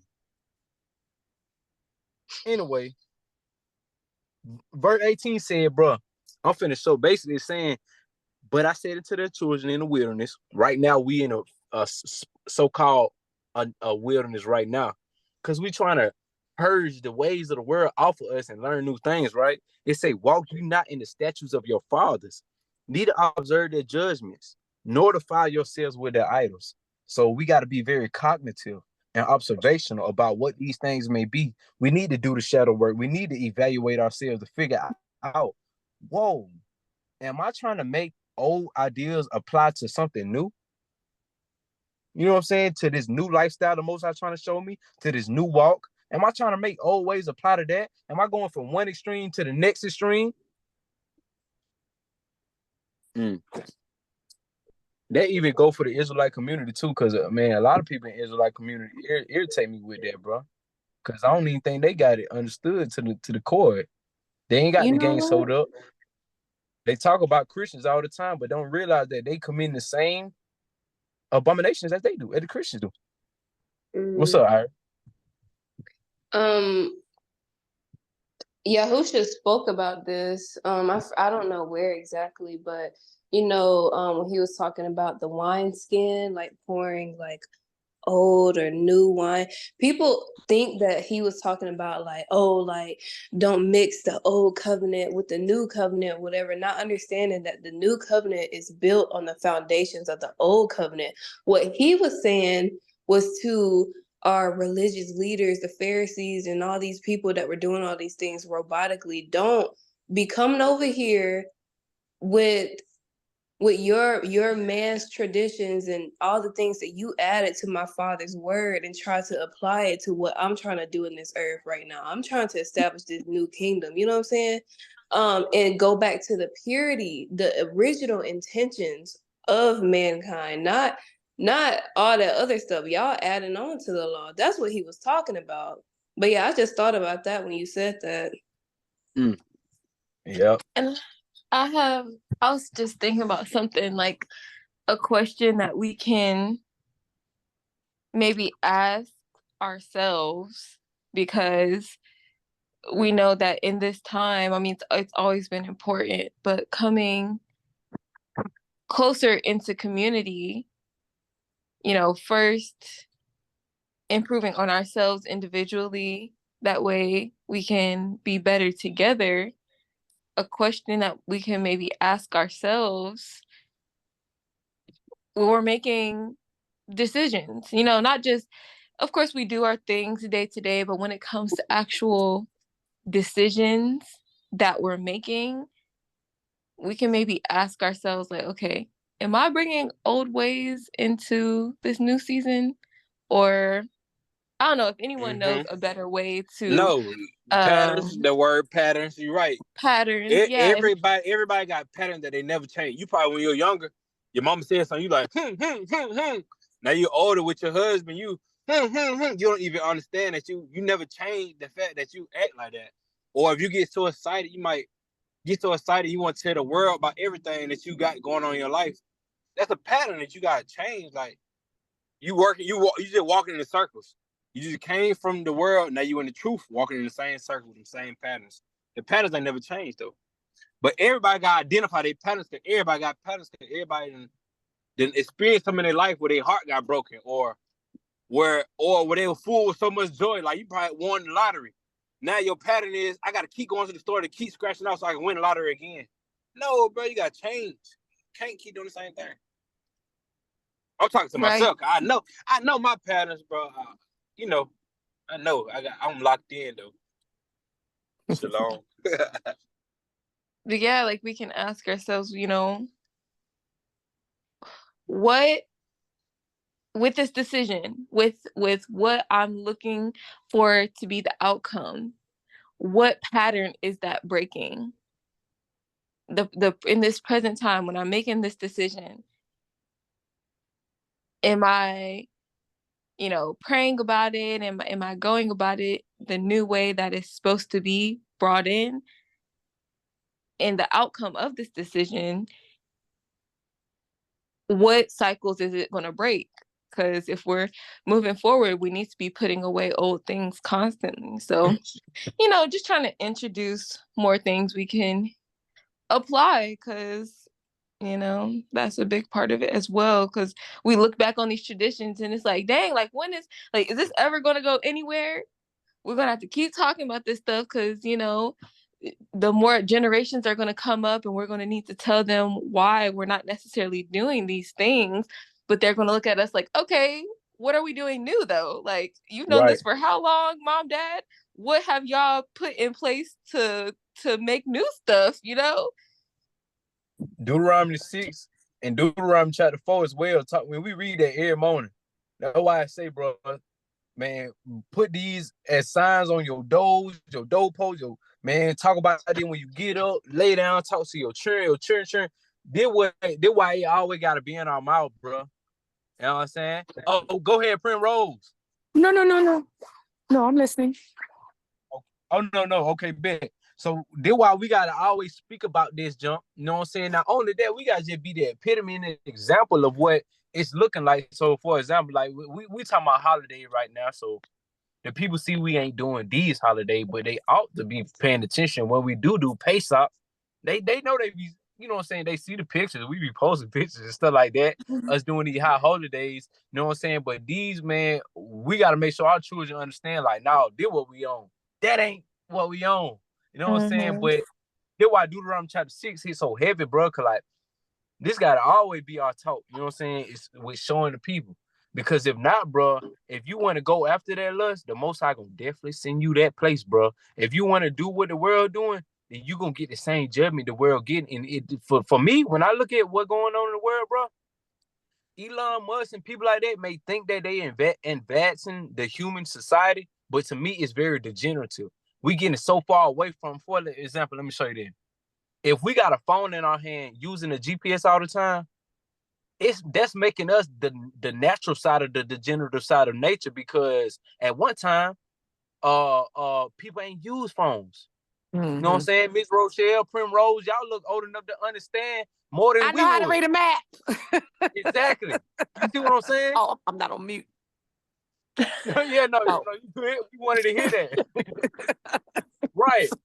What I'm saying, at one time we weren't using GPSs, and then even before y'all time, we probably could have so much intuition like animals, where we knew a tsunami was coming, and the animal know to get the high ground because they instinct let them know. Us, we relying on the white boys on the weather apps to let us know, or we waiting on our phone to let us know. But what happened to that natural instinct and intuitiveness that we had at one time? So that's what I'm saying. Elon Musk and Steve Jobs and all these people that's advancing technology think they advancing human society, but they not. We making it more degenerative and going to a state of lesserness, you know what I'm saying, where we getting away from our natural human abilities. We being counterproductive. So boom. So if we want to go to the ways of the world, then we're gonna get the same judgment and consequences of the ways of the world when your brain get over bombarded. And you're gonna have to use a Neuralink chip to put in your brain to help store memory, because your brain can't memorize stuff like Negroes used to do back then. See what I'm saying? Boom. Now it's finna get scary, because if we go back to Ezekiel chapter 20, somebody read verse 25, and it's finna get wild. Before that, I think, or I don't know if you wanted to do it before or after, but Moon had something. Said, can we talk about Passover? Let's do that after, so we we can gonna talk about read. Okay. He wants to know about all the feast days. All right. Yeah, we can do that. Verse We can do that. 25 says. Go ahead. You want to do that afterwards? Yeah, no. Yeah, we're gonna do the All right. high So it says, holidays. wherefore. Okay, I think the thing is delayed. Yeah, that's what I think. Okay, verse 25, right? Yeah. Wherefore I gave them also statutes that were not good, and judgments whereby they should not live. And I polluted them in their own gifts, in that they caused to pass through the fire all that opened the womb, that I might make them desolate, to the end that they might know that I am Yahuwah. All right, Ooh. boom, stop. Stop real quick. A lot of y'all ain't even peep what we just read, so we're going to go back and read it slowly, but we're going to go one verse up. Let's start at verse 24. All right. Ezekiel It 20, says, 24. because they had not executed my judgments, but had despised my statutes, and had polluted my Shabbats, and their eyes were after their fathers' idols. Our eyes was after our father's idol. Get what? Same thing we doing now. We still got our minds and sights on Sodom and Gomorrah. We looking back. So when we turn to a pillar stone, don't say Nathan, because we looking back. Don't look back, y'all. Now check this out. Did what he said he gonna do. When you do look back and look at your father's idols, get what? He said, He gonna wherefore give you I to your gave lust. them also statutes that were not good, and judgments whereby they should not live. And I What? So polluted he them in their own gifts. said to me, the Most High allowed for us to have statutes and judgment that was gonna wipe us out. Because guess what? This what we wanted. We was going after that. We wanted to make our children pass through fire, like we saw the Edomites and Moabites do. So boom, he said, "I bet y'all want to do that. Let's do that." Same thing with Jephthah when he sacrificed his daughter. Bro, ain't nobody tell you sacrifice or to put a vow on your daughter. Now you got to be bound to. That's what you want to do.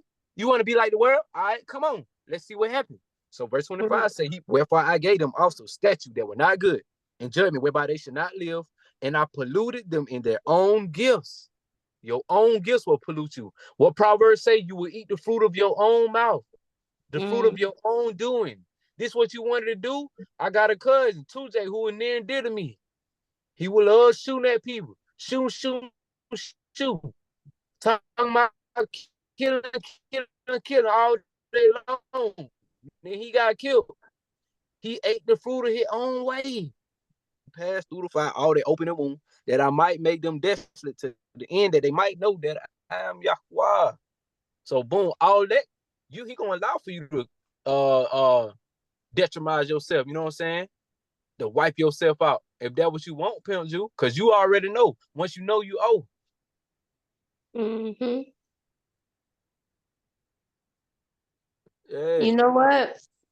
When people get in that state of mind, they now fool themselves with thinking that, oh, like this is permissible, like this, like a lot of our people, oh, this is lawful. What you said, Paul said, everything that's lawful is not expedient. But yeah, in actuality, being in a reprobate mind space is such a scary thing, because now Yah has taken his hand off of you. Now he's just giving you over to whatever it is that you want so bad, and that is so scary. That is so extremely scary. Just like I was having a conversation with the coworker. He was like an older man, and we were talking about the situation with the quails in the book of Exodus and stuff. And he was like, but the Most High, he gave us our desire. He gave us the quails and stuff. Yeah, and the people also ate the quails and they died. Like, just because he's giving you something and make it quote unquote permissible or whatever does not mean that it's good. Does not mean that, oh, now all of a sudden you have the green light to do this. No. Would you rather do what the Most High intended for you to do and live in the state of being that he intended? Or would you rather be given over to the fruit of your ways? You know what I'm saying? And then look stupid and then be sickly and die, and you know what I'm saying? And be out of his will, out of his presence. That's a miserable life. Yeah. When, for example, like a father might got a young daughter who ain't married. She might want to go out there and live on her own and do what she want to do. But he like, nah, bro, you best to stay with me until you get married. You know what I'm saying? Stay in this house, this nice house I got. But because of her influence of the world, she want to go be independent. I bet. Go ahead. Go ahead, little Patricia. You know what I'm saying? Little Patricia go out there in that world. Eat her up. Tear her up, boy. You feel me? But you know what I'm saying? that shit. He already had someone for her to be, but because of your lust, go ahead, bro. Go ahead. Let's see what happened. Then here she come running back. Oh, I should have been listening to you, just like that boy. What that boy? The prodigal son. Here he come running back. Now you look stupid. But praise God for His mercy. If you do come back to Him, praise Him for His mercy. Okay, because there's some people that just like our cousin 2J. He gone. He had his chance. Our dad all had them bullets he shot came back and got him. Yeah. So get what now? I just want to apply to Genesis 129. Her daddy raised her on Genesis 129, shawty. Little Patricia said, man, I be going to the party. They be having the little hot wings out there, man. I want to see what them hot wings talking about. Get what, little Patricia, go and eat them hot wings. He said, well, since you keep talking about hot wings, go ahead, but just make sure you don't eat no pork. You know what I'm saying? Leviticus 11, you can eat this right here if you gonna eat anything. But as soon as she ate that little hot wing, she get it throwing up. Look at Lord Greg in the morning still. Oh, my. Oh, we finna talk about that right there. I'm glad. She put it back on game, bro. Look. Oh Lord. Y'all saw that creature standing up on his two hind legs now. Listen, we finna talk exactly about that, but before we do that, I just want to loosely mention Daniel chapter 5, when Belshazzar got full of meat and wine and to find the holy vessels. This led to him being killed. Y'all remember the writing on the wall? Do y'all know that story in the book of Daniel? I don't remember. Yeah, he asked him to translate. Whoever could tell him what it means, then they would be clothed in like the royal stuff, right? Yeah, it basically like a curse put on the wall, but it happened because that king was eating, drinking, and getting drunk all night and eating, but that led to him defiling things that shouldn't have been defiled. So that's why I say, like, sometimes eating and drinking will lead you down that path. And what happened, because of him doing that big old feast, he had ended up having a curse put on him because he defiled something that wasn't supposed to be defiled. And that writing appeared on the wall mysteriously. And he was like, oh, he was scared. He was like, y'all translate it for me. But then it was talking about how he was going to die that night, and Shawty did. You feel me? And then I do also want to mention the Daniel chapter 1, verse 8. Y'all remember Daniel and the three boys, they didn't want to eat that meat, right? Because the king put forth meat before them, and he was like, bro, y'all eat this, man. This is the king's meat, bro. This is the bad meat. Oh, look. The Mexican in front of me, she got a big old pot. She boiling something, bro. Look, I heard she cooking outside. That fire. That fire, bro. Yeah, that is. Man, I like that. I love them over there. Like they real righteous. Yeah, them Mexicans up there eat a lot of that pork, though. I don't want to know what's in that pot. True that. Yeah. You're right. I like the fact she cooking outside in that big old pot. She got a big old love it. Churning, yeah, that I love it. Yeah. Look, I done lost my heat, so I got to go back inside. It's a little chilly. I tilted my heater and it went off, and I can't fool with it because it's interrupting me. Sorry. I'm going inside. Oh, yeah. Yeah. So, y'all, Daniel chapter 1, bro, y'all see them three boys and Daniel, them, the king wanted them to eat the doggone king's food, the flesh. But them boys were like, man, no, boy, we ain't going to do that, boy. Matter of fact, give us vegetable. We're going to be stronger than everybody else. You know what I'm saying? So them boys did not want to partake in that food. They did not want to have a feast with the king because they knew that their culture didn't uphold that. The same way y'all got to be when you be at your family reunions at the Thanksgiving table. You know what I'm saying? You ain't got to partake in that food just because they put it in front of you. Just stand back, cuz. Man, them boys rather go in the fiery furnace than to eat that darn meat. They got thrown up in the. That was because they didn't bow down. That's because they didn't bow down. Yeah, that's true too. But I feel like it's the same concept. Like not eating meat, not bowing down, not partaking in any of the traditions that they had going on. Like they rather get thrown in the darn fire. Right. And you know something? Our people. Oh, go ahead, sis. No, you go finish. I was gonna say most of our people, when stuff like that come our way, like let's think of some modern day, like you get threatened to be fired for not wanting to work on the Shabbat day. What are people gonna do? Well, I guess I got work on the Shabbat day. I guess I got, instead of just being honorable to the Most High, instead of being faithful to Him. Don't you know by your obedience, Yah will reward you? He gonna bless you with a better job. You know what I'm saying? But nah, you want to just go ahead and give in to it because you don't have faith that the Most High will provide. You know what I'm saying? You don't have faith that the Most High is taking care of you. But no, you rather give in to the ways of this world because it's easier. It's easier. I understand. I've been in that position before. But yeah, go ahead, sis. And a lot of like Christians, and just for anybody who doesn't know, and if you do know, if you know somebody who don't know, let them know that you do not. There's a religious exemption or religious obligation. You can say that you don't work on Saturdays. Like, no, you absolutely do not have to work on Shabbat. If they say it's no, you can literally get hired and then tell them after. You don't even have to tell them during the interview process. So just letting y'all know. So anyway, a lot of Christians will go on this Daniel fast and they're like, yeah, you know, because they did this for this amount of time, not knowing that that was their way of life.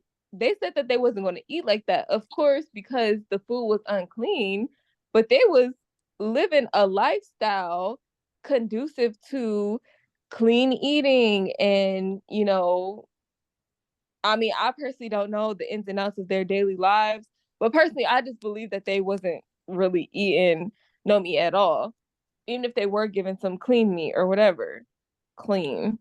But yeah, so Christians now, like I remember when I was like, you know, going to church and stuff, they're like, yeah, it was like at Celebration Church at the beginning of the year, we're going to do this Daniel fast and start it off right, it's calendar year.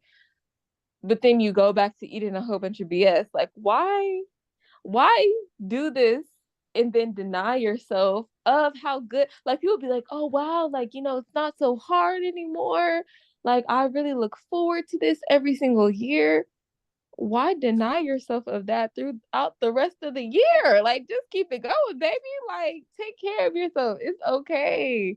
Like, I don't know. That's what I wanted to mention. People think rituals or fasts are meant to teach us what to do during a certain amount of time, when it can really be a guide of how, or a glimpse into, if you make this a lifestyle, how much better your life could be. Yeah, man. Lifestyle. Dang, what Young Thug and Birdman said back in 2014. Lifestyle. Yeah, that lot of stuff My lifestyle. Man, listen, bro. Hey, let's go to Leviticus 23 with them on high holy days at, man. Yeah. Mama Moon. What y'all say? We finna hop on it real quick. Yo.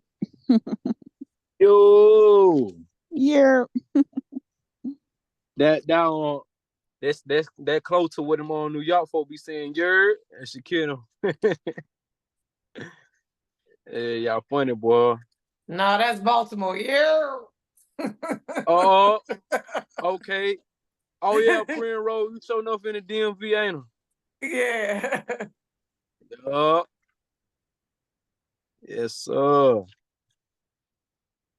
Let's see here, man. We finna jump down on Leviticus 23. Cause he go to high holy days, y'all.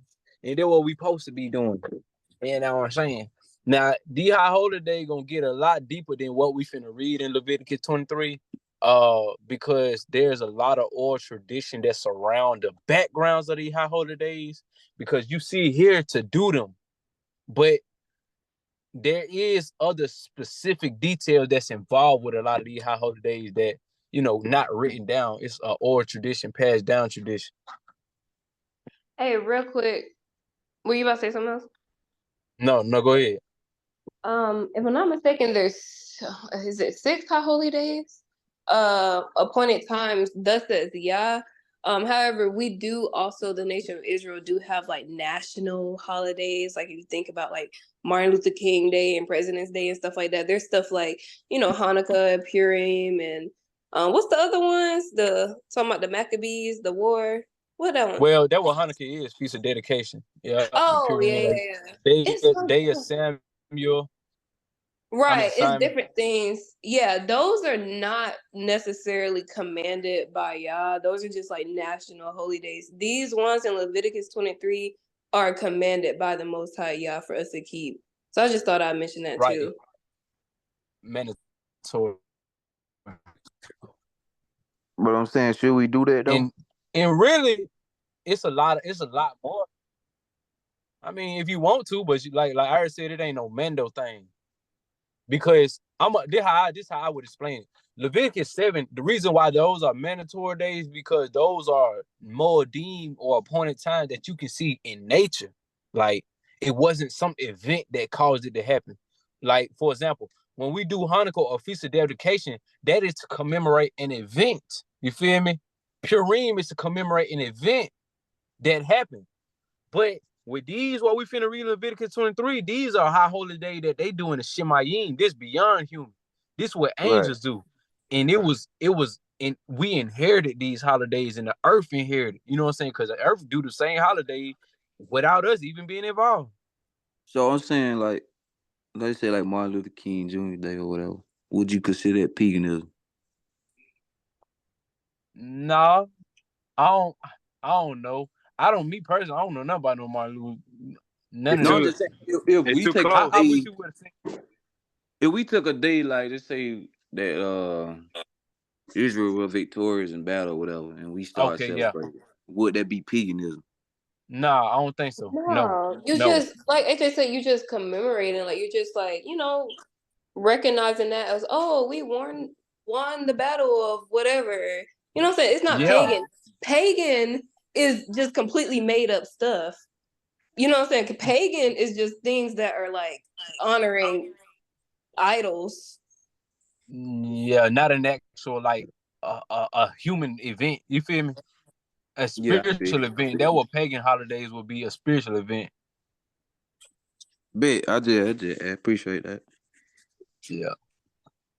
I like the fact that you asked that, because I like we was saying, we definitely not opposed to Feast of Dedication. Because matter of fact, I have did Feast of Dedication before with ISBK and them, but I didn't like the fact that, you know what I'm saying, they would be more inclined to slamming lamb meat and wine down their throat for Feast of Dedication. When Feast of Dedication is about dedicating the temple, but you ain't got no physical building temple no more. The temple is your body. Why you not dedicating your temple by way of eating clean food on that day, but instead you want to get drunk, shout? So even when Israelites do those national holidays, I think they still doing that kind of weird to me. Like, I'm not opposed to it, but y'all doing it in a weird manner. You want to get drunk and stuff like that. Isaiah said that very thing. That's crazy. I forgot what chapter that was, but he was talking about how our people, like, in the feast days, use those days to, like, get drunk and be up all night and make it all about yourselves and sitting in high places and stuff like that. And that's why the Most High said in Isaiah 1, he said, I don't care nothing about your little stinking feast days. If you're not going to dedicate it to me, y'all feel me? You're not thinking about me. You thinking about looking cute, drinking wine, slamming that loin booty meat on the grill. That's what you thinking about. You ain't thinking nothing about me. That's what he said. I ain't studying it right now. Chicken backs and all that. All right, you know how easy it is for our people to idolize some though, man. That's why I be like, they be ready to idolize any little thing. Oh boy, you the toughest soldier in the world. She is the old boy. Yeah. This the baddest man on this side of the Mississippi River. Look at this. Man, listen.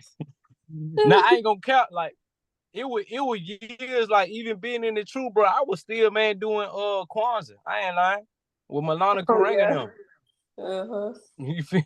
I was over at the Shrine of Black Madonna in Atlanta, go doing Kwanzaa and all this and that. You know what I'm saying? But I think I about do doing it know this that year. ain't so. Yeah, I was finna say the difference is I know that ain't no Eurocentric paganistic holiday that came by way of the struggle that we got going on over here right now. You know what I'm saying? Yeah. The Nguzo Saba and all that.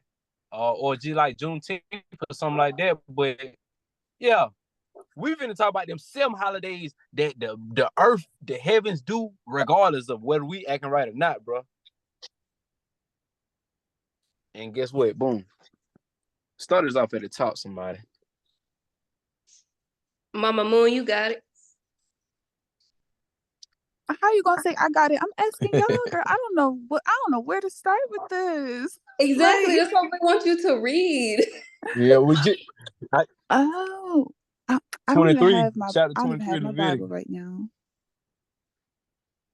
It's okay. All right. Be nice. I get it. Mhm. Get it, Bob. Let me get that, man.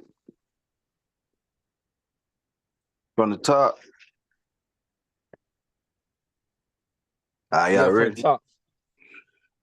And Elohim spoke unto Shemaiah, saying, speaking to the children of Israel, and saying to them concerning the feast of the Lord, which ye shall proclaim to be holy convocations, Convocation.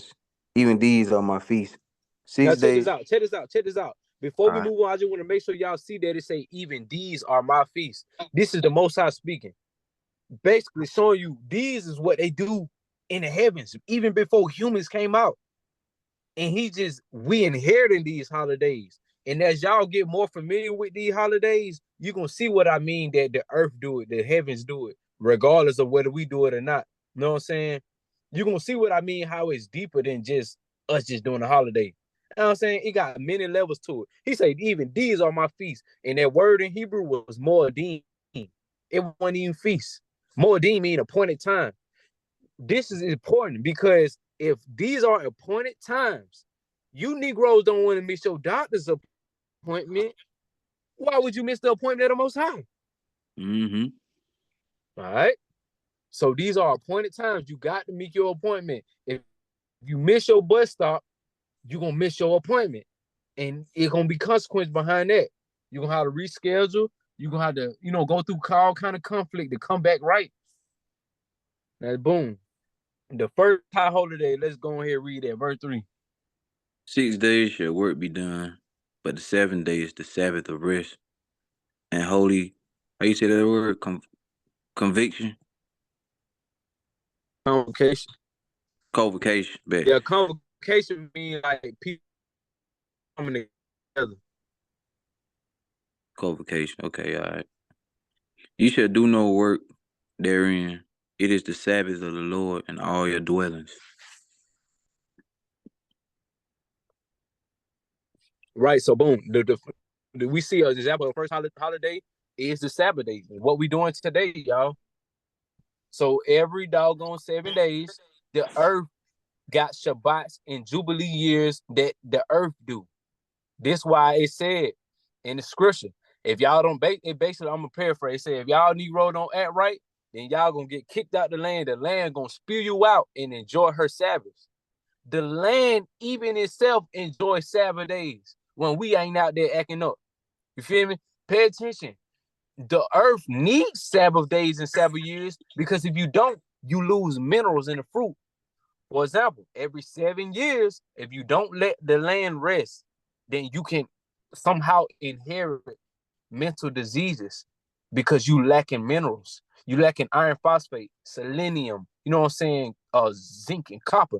You start lacking minerals in the ground because you beat it up every year and don't let the land rest. That's why the Bible specifically tell you to let the land rest every 7 years. So Sabbaths go for years and for days. So you got weekly Sabbaths, 52 Sabbaths a year, and you got a Sabbath every 7 years. Boom. You guys, I need y'all help. Let it keep going. I need y'all help with something real quick. I'm looking for this. Yeah, I'm looking for the scriptures in my Bible. I'm not like really scripture savvy yet. So the way I look at it is I'm in Leviticus what big number? I'm sorry, I feel so like beginner with it, but what big number and then what little number? So what big like chapter and then what's the little number? If that makes sense. When chapter 23 and okay. yeah, and we was on verse 4 at that point.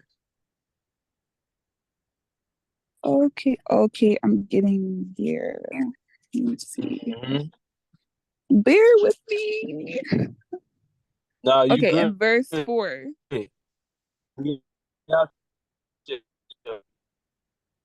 Chapter 23, verse 4. Mm-hmm. Right now we at verse 4. We finna read it. Okay. So far, all we read. Mm-hmm. So all we read right now was just 1 through 3, and what we saw in 1 through 3 was the Most High saying these are His feasts, and then He go on to this how the Sabbath day is a feast. You know what I'm saying? In itself, or a high holy day, and these appointments that we got to make. So look, verse 4, y'all. You want me to read or she gonna read it? Anybody? Oh, I can read it. Okay. All right, I'm gonna try something new here. These are the feasts of the Lord, even holy convocations, which ye shall proclaim in their seasons. Yeah. Go ahead and keep in mind, y'all, the word feast and seasons in that same verse in Hebrew is moed, which means appointed times. Go ahead. You said what means appointed times? Seasons?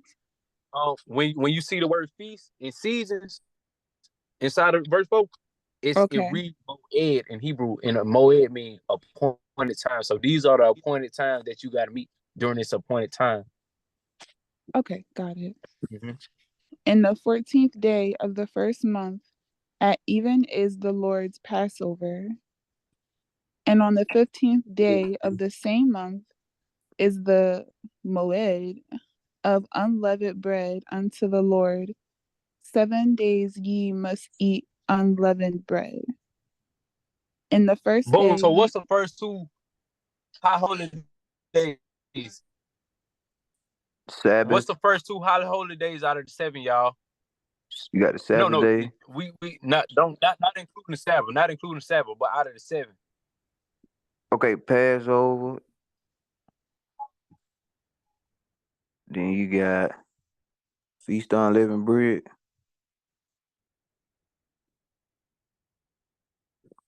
Right. And so from your already knowing or prior knowledge, anybody tell me when exactly is Passover now? On the 14th day at evening. Right? In what month we in? We in April. Well, ain't no such thing in April in Hebrew. Well, Abib then. Abib. So somebody tell me how you determine Abib. Now this the oral tradition, y'all. This when you go read Jubilee chapter 6, then you know what I'm saying, and Enoch 74. How do you determine the first month of the year? Spring equinox, when everything start coming back to life. Right. And then we're gonna start to see certain crops grow in the land. Boom. So Passover. Everybody make sure y'all be attentive during Passover, because this gonna be the next high holy day that we be a part of. It's usually at the end of April or sometimes it's in March.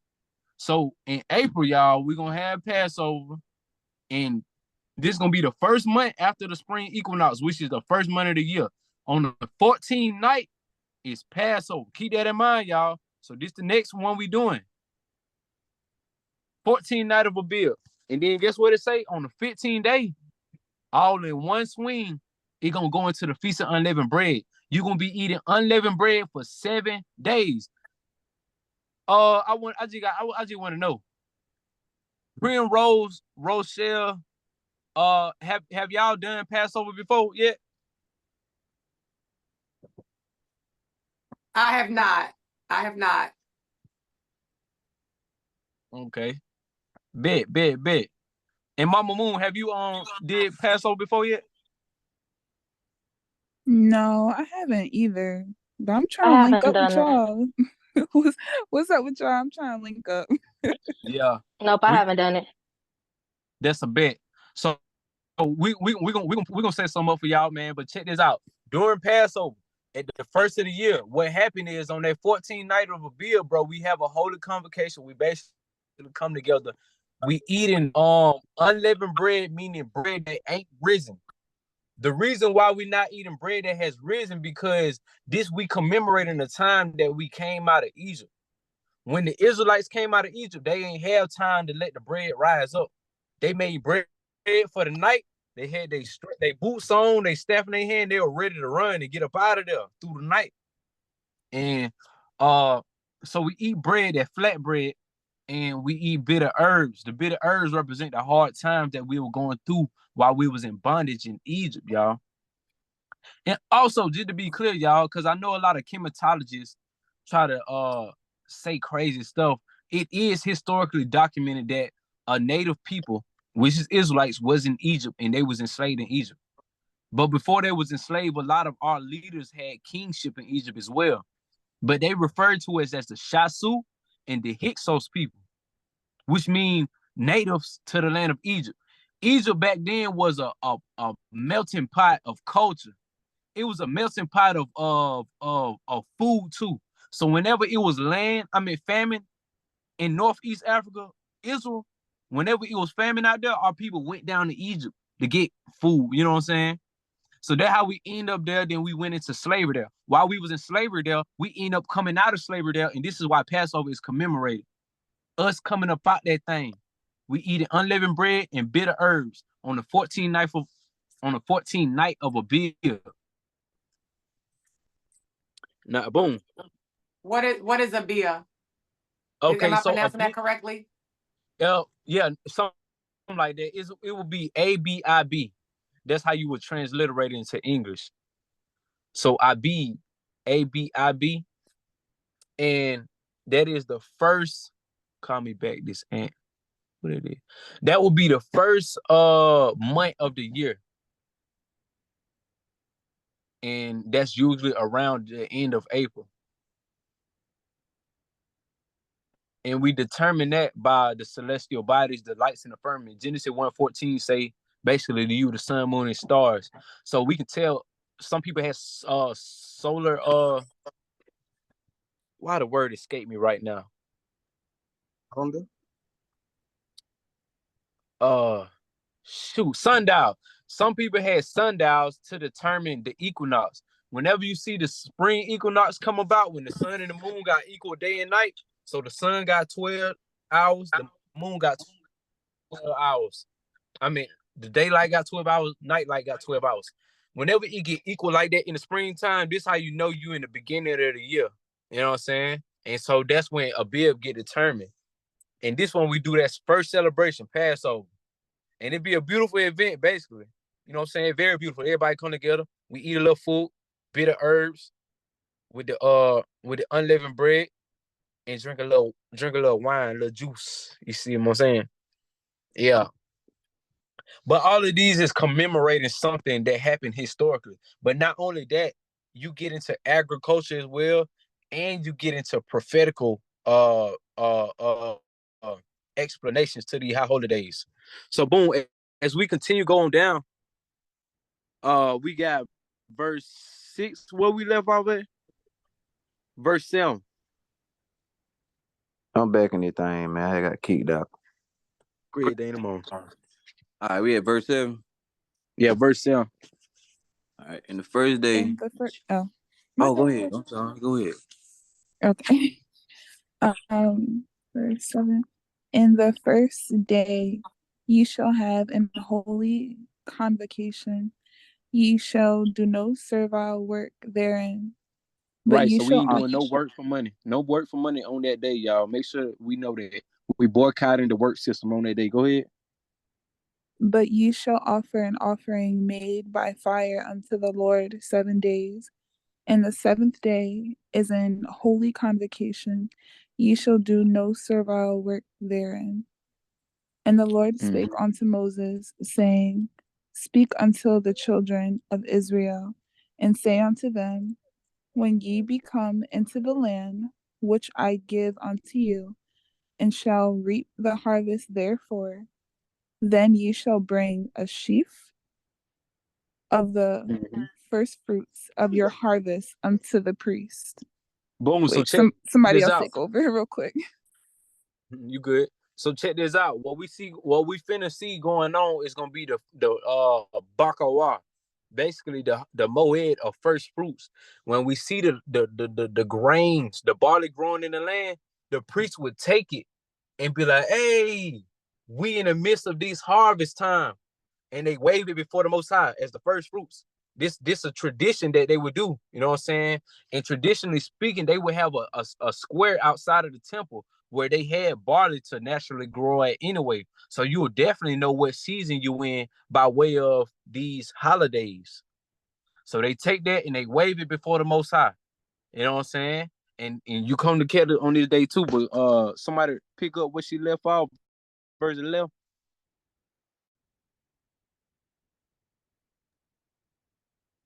He is to wave the sheaf before the Lord, so it will be accepted on your behalf. The priest is to wave it on the day after the Sabbath. On the day you wave the sheaf, you must sacrifice as a burnt offering to the Lord a lamb a year old without defect. Together, it's with its grain offering of 2/10 of an ephah of the finest flour mixed with olive oil, a food offering presented to the Lord, a pleasing aroma, and its drink offering of a quarter of a hin of wine. You must not eat any bread or roasted or new grain until the very day you bring this offering to your God. This is to be a lasting ordinance for the generations to come wherever you live. Keep in mind, we're gonna see this ongoing thing where it say that it's gonna be a statue forever throughout your generations, and generations ain't ended yet, y'all. And it say in all your dwellings. So whether you in the land or your black tail over here in the land of captivity, United States, we ought to be doing this tradition that our culture entails us to do. You know what I'm saying? Because it have actual spiritual significance. Now, for messianic people who believe on Yeshua as being that spiritual sacrifice, they tie that in with first fruits. When he was risen from the dead and resurrected, he was waved as a sheaf offering to the Most High. So exactly what Ira just said, everything that we're going to see about sacrifices in regards to the holidays, that's the only thing that we're not doing, y'all. Because for one, we not fit to do sacrifices because we not in the land. For two, the Most High never really wanted sacrifice. For three, we don't have a priesthood to do sacrifice. For four, if you messianic, then you would say that the Messiah was your sacrifice, the suffering servant. So everything else in the holidays we doing. We just not doing the sacrifice part of it. You sacrificing the animals in your body, the lower animalistic nature of yourself. That's what you sacrifice. So boom. On first fruits, we come together again, you know what I'm saying? And it's an offering to the Most High. You know what I'm saying? So check this out. After first fruits, we go right into another high holy day that everybody need to be doing because to me, this is very important too. And we're going to speak about Shavuot because Shavuot will be the very next holiday after first fruits and it get important. Now, what we left off? Verse 15. This is how you determine Shavuot. From the day after the Sabbath, the day you brought the sheaf of the wave offering, count off 7 full weeks. Count off 50 days up to the day after the 7th Sabbath, and then present an offering of new grain to the Lord. From wherever you live, bring 2 loaves made of 2/10 of an ephah of the finest flour baked with yeast as a wave offering of first fruits to the Lord. Present with this bread 7 male lambs, each a year old and without defect, 1 young bull and 2 rams. They will be a burnt offering to the Lord, together with their grain offerings and a drink offering, a food offering, an aroma pleasing to the Lord. Then sacrifice 1 male goat for a sin offering, and 2 lambs, each a year old, for a fellowship offering. The priest is to wave the 2 lambs before the Lord as a wave offering.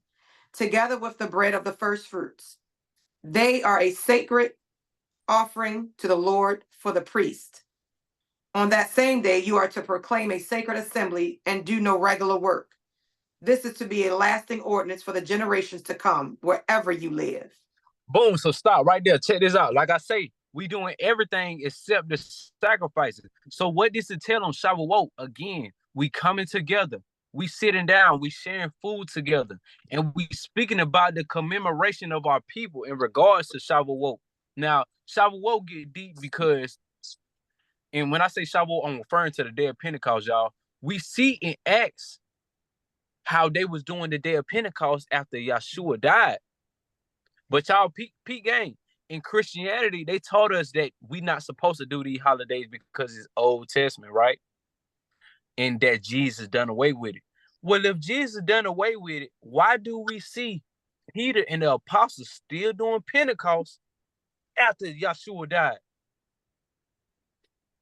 So boom, Because this going to show, huh? because he said himself he ain't come to do away with the law. He came to fulfill it. So He sure did. Right. So we know that we supposed to, it's safe to watch your generations and all your dwellings. So for as far as I know, generations ain't ended. And right. and we not exempt because we over here in another dwelling. So just like they was doing it at the day, just like they were doing it at the day of Pentecost, see, Christians know about the day of Pentecost, but they don't realize that's an actual holiday you supposed to be doing.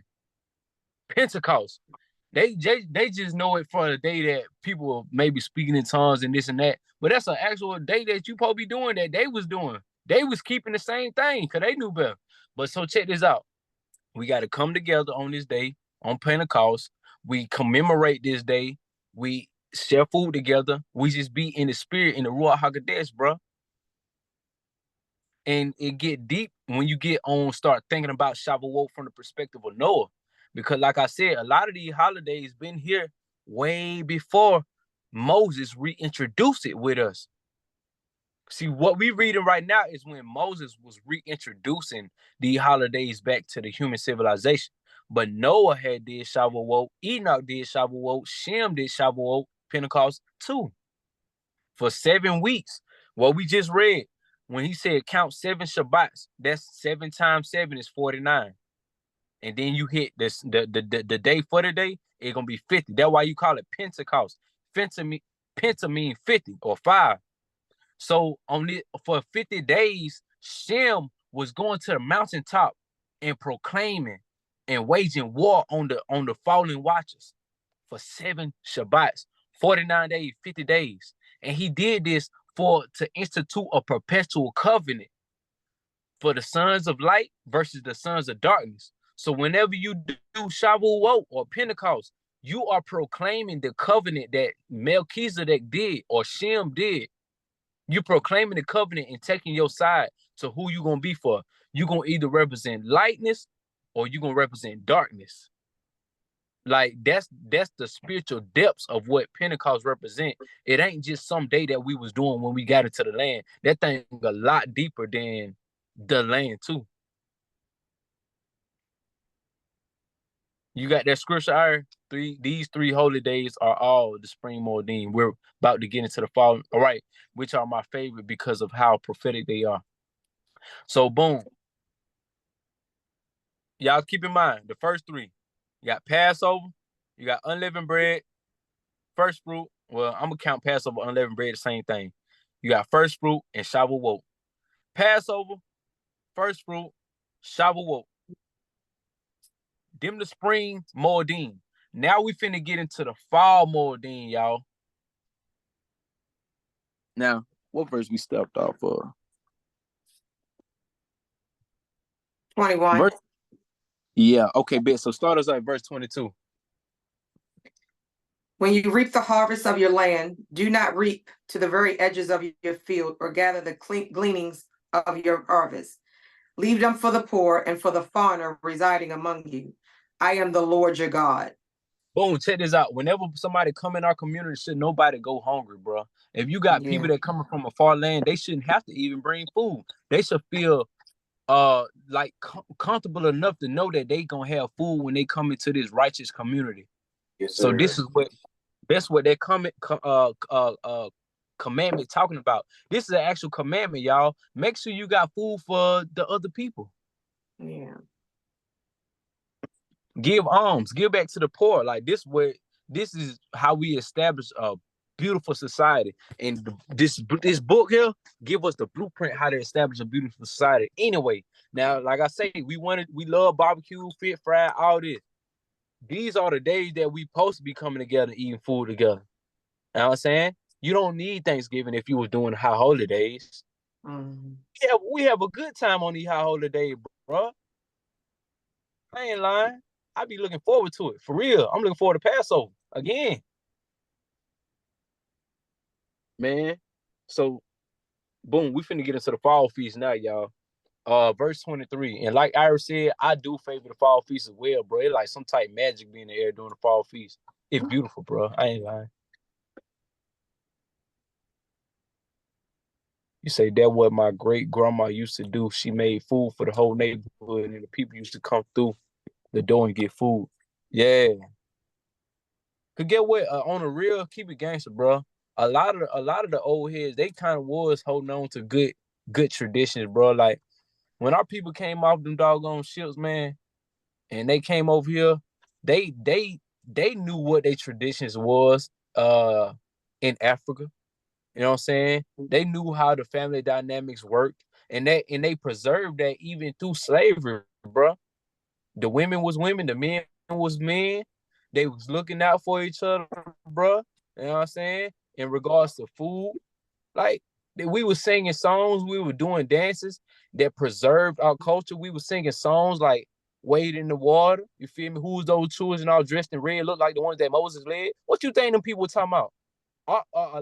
A lot of our history was preserved by way of you understanding the tradition of our fathers when we came into slavery. Like I was saying last week on Zoom, bro, I ain't gonna lie, like I like the fact that shoot, I'm still in the area where my people was enslaved in Alabama, Georgia, and Florida. You know what I'm saying? Because I can actually, my old lady, I can actually go down the street, 30 minutes down the street where her grandma stayed at, and see the actual plantation where her people was enslaved at, because they ain't never left. They started taking that land, sharecropping, and they still live on that land to this day. Branded people still live on that same land. I can show you the white people that used to own them. Mr. Andy them. We know them. You feel me? They're junk crazy. Yeah. And then, matter of fact, it makes it so crazy, make it so wild. The land that they live on, named after the doggone man, the junk get. But I find it very interesting that I can just go see that for myself, and then we can see when I be talking to my grandma, granddad them, and be hearing what their grandma, granddad them told them who was in slavery. You can see the Israelite culture being preserved, and they ain't even noticed, bro. They ain't even realize, because that was being held all the way from 70 AD. We went through the trans-Saharan slave trade with the Muslims. The Islam ain't still shake that Israelite swag off, but we was in West Africa, in Yoruba, the Dahomey Forest. We was out there in the Igbo people. We was still holding on to Israelite culture out there, and it came over here with us. And we was singing hymns about it. Whole time ain't even know it, bro.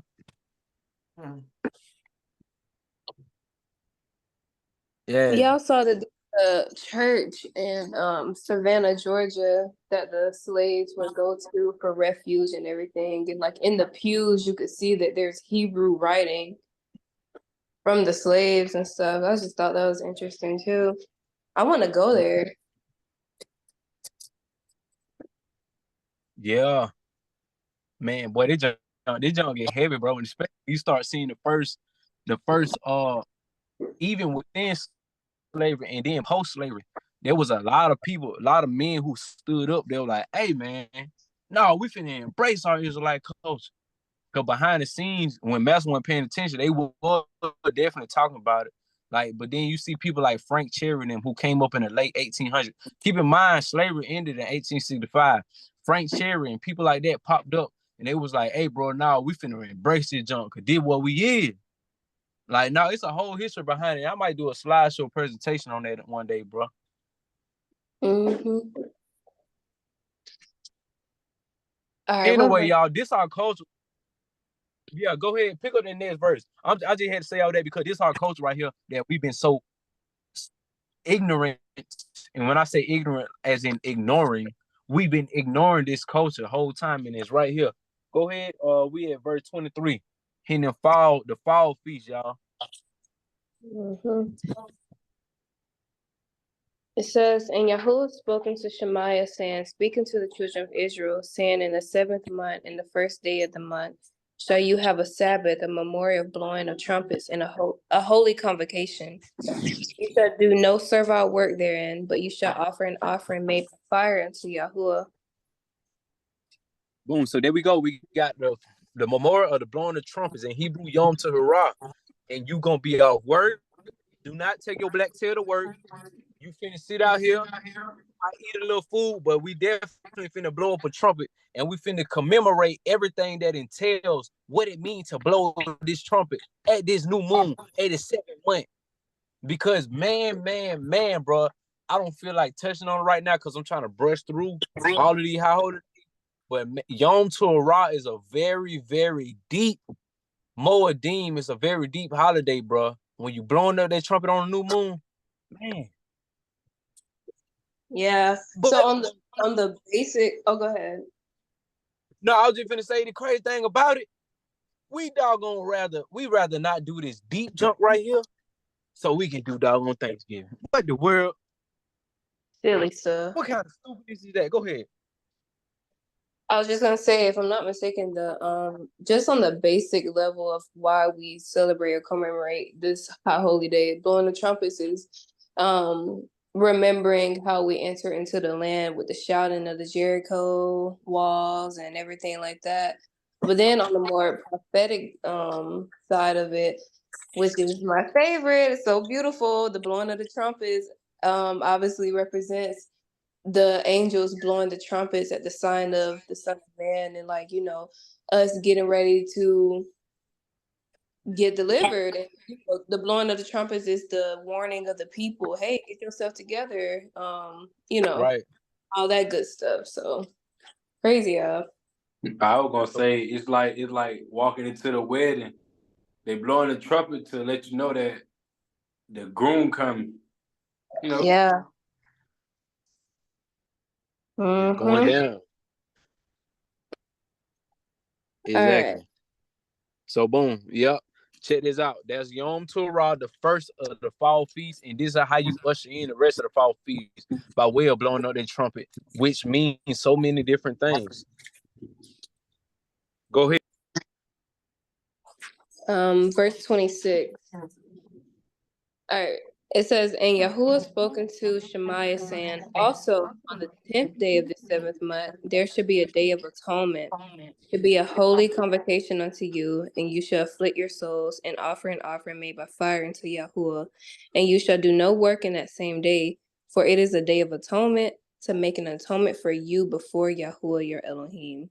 For whatsoever soul it be that shall not be afflicted in the same day, he shall be cut off from among his people. And whatsoever soul it be that doeth any work in that same day, the same soul will I destroy from among his people. You shall do no manner of work. It shall be a statute forever throughout your generations and all your dwellings. Yep. So there we go. That's the next fall feast will be Yom Kippur, Day of Atonement. Well, we ain't eating not Nathan, bro. We having a whole day of self-reflection, and we doing everything opposite than what the world might be doing. Eating, drinking, being merry. We getting ourselves focused, bro. Very important doggone day. Can't lie. What's the next day? What we at, verse 39? Let me finish out the verse 32, boy. Oh, Wait, Lord. Yeah, verse 32. This is also talking about Day of Atonement. It said, It shall be unto you a Sabbath of rest, and you shall afflict your souls in the 9th day of the month at even, from even until even. Shall you celebrate your Shabbat? All right, this is the next one, verse 33. It says, and Yahuwah spoken to Shemaiah, saying, Speak unto the children of Israel, saying, The 15th day of the 7th month shall be the Feast of Tabernacles for 7 days unto Yahuwah. On the first day shall be an holy convocation. You shall do no servile work therein.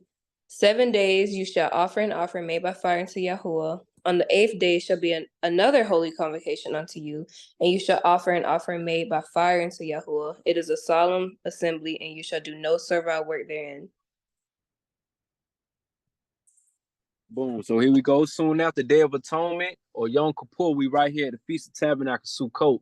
So after you went through your trials and tribulations of having no food, here you go. You finna eat you a little food. You finna have a little celebration. Prophetically speaking, we're gonna be at the Valley of Jehoshaphat, where it's gonna be the marriage supper of the Lamb. Know what I'm saying? Yeah. The marriage Dwelling supper. in the tent of the Most High. Dwelling in the tent or the booth or the Sukkot of the Most High, y'all. Exactly what you just said, all right? When we get our final rest, bro. Man, prophetically speaking, bro, we in the midst of right now, you know what I'm saying? We blowing up our trumpet and we going through that affliction of atonement right now. Yeah. And soon come, y'all, we gonna be in the prophetical side of the Sukkot. And where we can sit in that rest. We're gonna sit in the ark of the Most High, bro. Man, these some deep holidays. But like I said, we rather do Easter.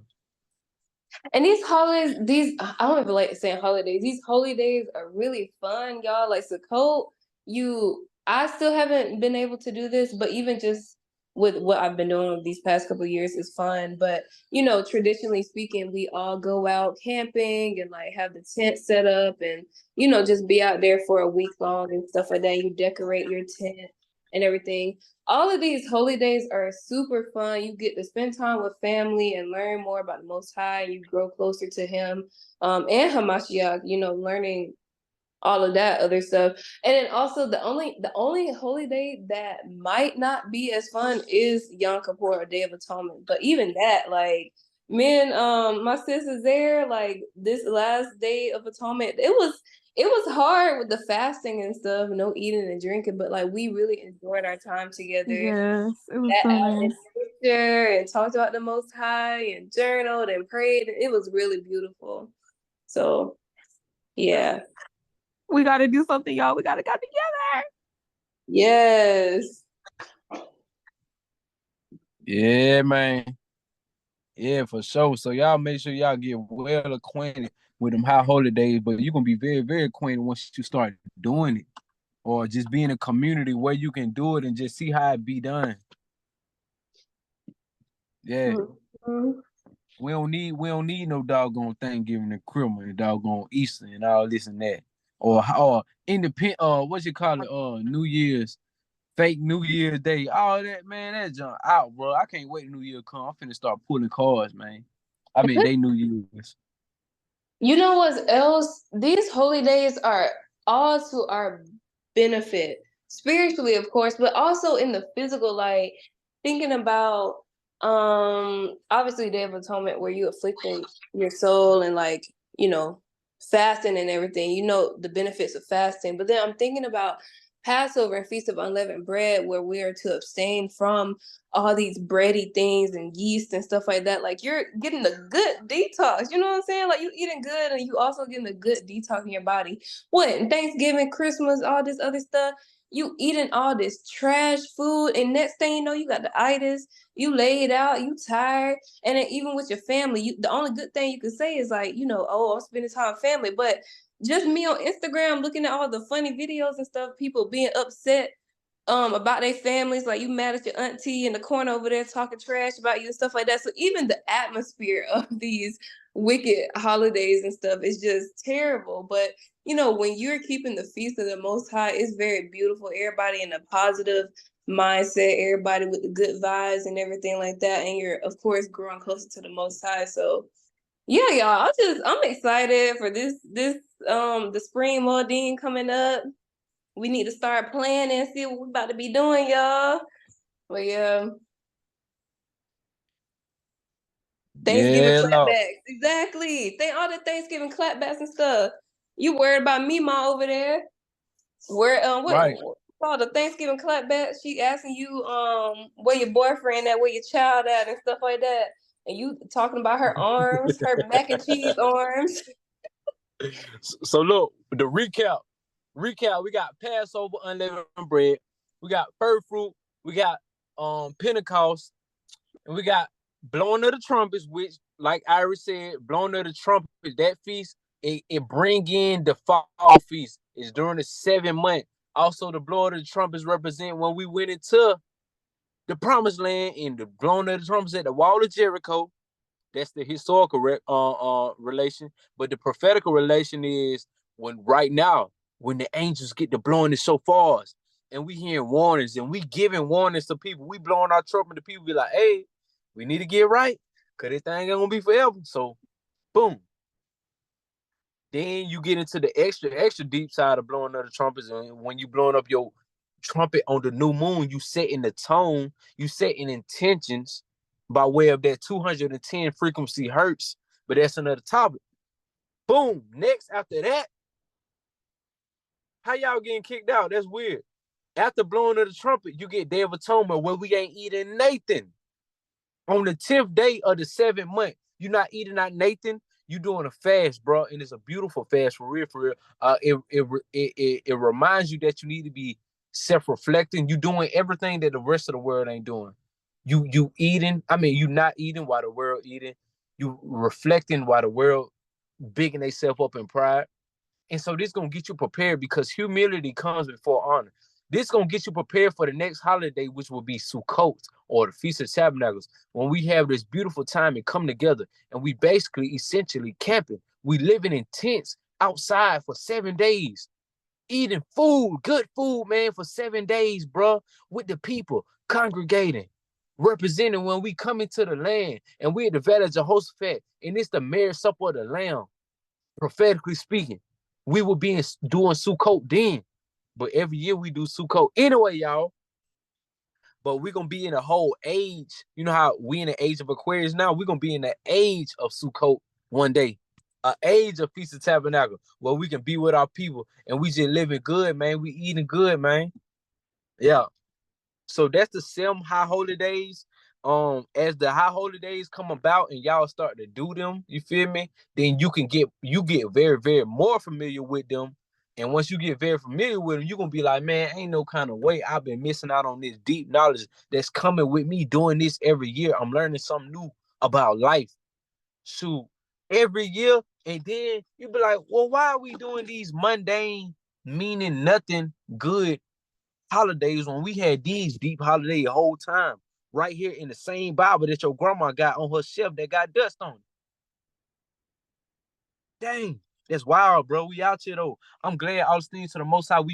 This junk been revealed to us. I mean, this stuff been revealed to us, and we've been had the opportunity to do these good holidays, man. It's been beautiful, bro. The time that we've been doing it for these last few years.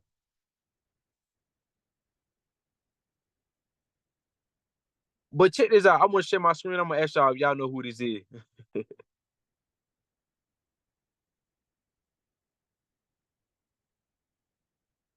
Y'all know who this boy is?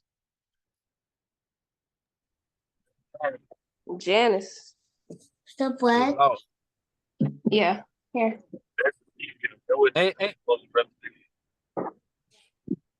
Uh-oh, somebody said something?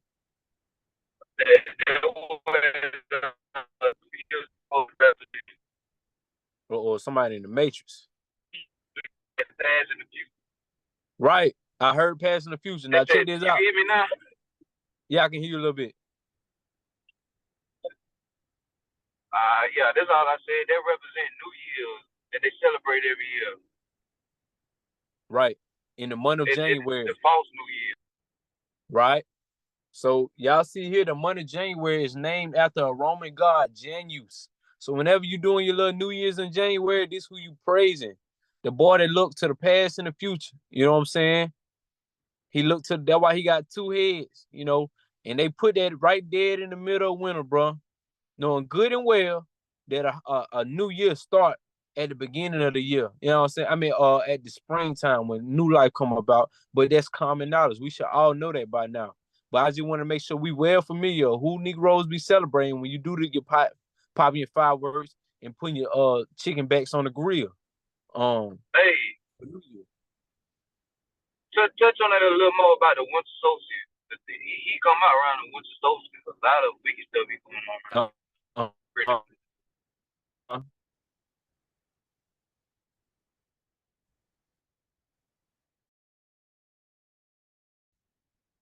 The people who want to emulate the druids, and you got all these different sorcerers right now, man. They doing a lot of child sacrifice. They doing a lot of stuff in regards to the sun going missing. Let me show y'all something. This also why you see in Christianity they say Jesus' birthday on December 25th. Let me share my screen and we're gonna look at something together, y'all. Let me share my screen. We finna look at something together. I hope I can Google this in the correct way. Let me see.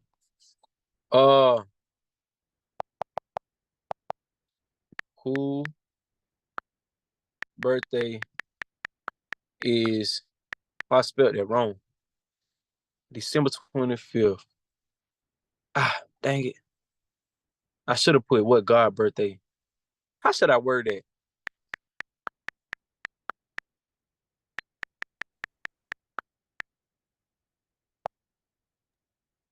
Wait, what are you trying to look up? I want to show why December 25th is a significant day, but we got a list of gods born by a virgin on December 25th. We got Horus, he was born on December 25th by a virgin 3,000 years before Jesus. Buddha, he was born on December 25th, around 563 years before Jesus. Krishna, December 25th. Zarathustra, Hercules, Mithra, Dionys, Tammuz, Hermes, Adonis, and then Jesus Christ. All of these deities and idols were born on December 25th. But anybody know why December 25th is a year to say that a god is born? Mm-mm. All right, boom. That's the day after the shortest day of the week. So basically, it's like they say the sun is dying. You get the shortest day of the week, and then on December 25th is reborn. Yeah. On December 25th is reborn. How could I Google this? When does the sun leaves crooks? That's crazy, bro. Listen, you said it crazy?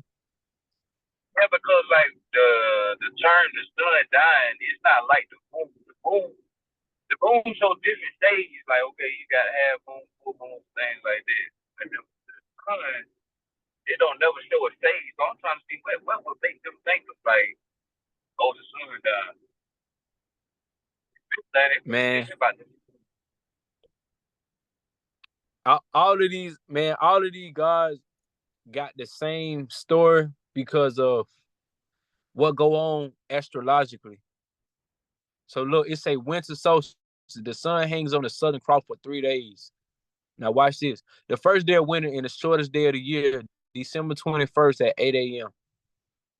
So the shortest day of the year, we in a deep winter solstice at that point. It say the sun appears to stand still as it reaches its furthest point in the southern hemisphere. It is here that it joins the fixed stars as depicted above on the southern cross for 3 days. Now the name of this constellation right here, y'all, is called Crux. You got 4 different points of Crux. You got at the southern part the Acrux, and then the northern part the Gacrux. So this is where the word crucifixion come from too. This when Jesus got on the cross, y'all. This is all symbolism, y'all, of the stars. It don't get crazy. Now, what did, hold on. Of the southern cross for 3 days, December 22, 23, and 24, our ancestors referred to these 3 standstill days as the death of the sun. And when the sun began its journey north again on December 25th. So look, the sun be dead for 3 days, y'all. Then it rise on the 3rd day, December 25th. It was said to be reborn. So this is why you see a lot of demigods born on December 25th, y'all. And knowing good and well, like Brandon told her grandma the other day, she told my son, well, Christmas is Jesus' birthday. Honey, you ain't gonna see nothing about no December 25th in the Bible. You learned that from paganism, baby. Look at this. What they say? I mean, I'm not all right, but y'all, all right, you must be talking about me in your head. This say December 22, 23, and 24. Our ancestors referred to these 3 standstill days as a day, the death of the sun, and when the sun began its journey north again on December 25th, it was said to be reborn. So when a demigod has been born or a god reborn through a demigod, they try to put it on December 25th. They go for Jesus, Mithra, Donis, Hercules, all these people. Moving north, the days will grow longer until the life-giving sun reaches its zenith in the northern hemisphere on the summer solstice, June 21st, 2022. So all of this is about the sun regaining its dominance over the night sky in the winter solstice, y'all. Y'all see that? Right. What say, Bob? I said it sounds just like the resurrection. Exactly. This where Jesus' story come from. Now check this out, y'all. This gonna be sound wild for me to say this, y'all. But this how you distinguish between Jesus and Yahshua, because Yahshua was the actual historical man. Jesus is somebody that came up through Greek mythology that they created. So Yahshua being a historical man in opposition to Jesus, Jesus is the one that had the story of what we read. Yahshua, his death was a political assassination in real life, because he was in opposition to the Roman authority in real life.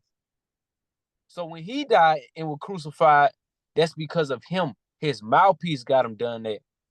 He was a martyr, a revolutionary that got assassinated. It wasn't nothing about somebody, you feel me? That was all allegorical story about somebody dying on a cross for 3 days, bro. Listen, I know this sounds hard for y'all to hear, because we carry this story from Christianity into the Israelite world. But this is the truth.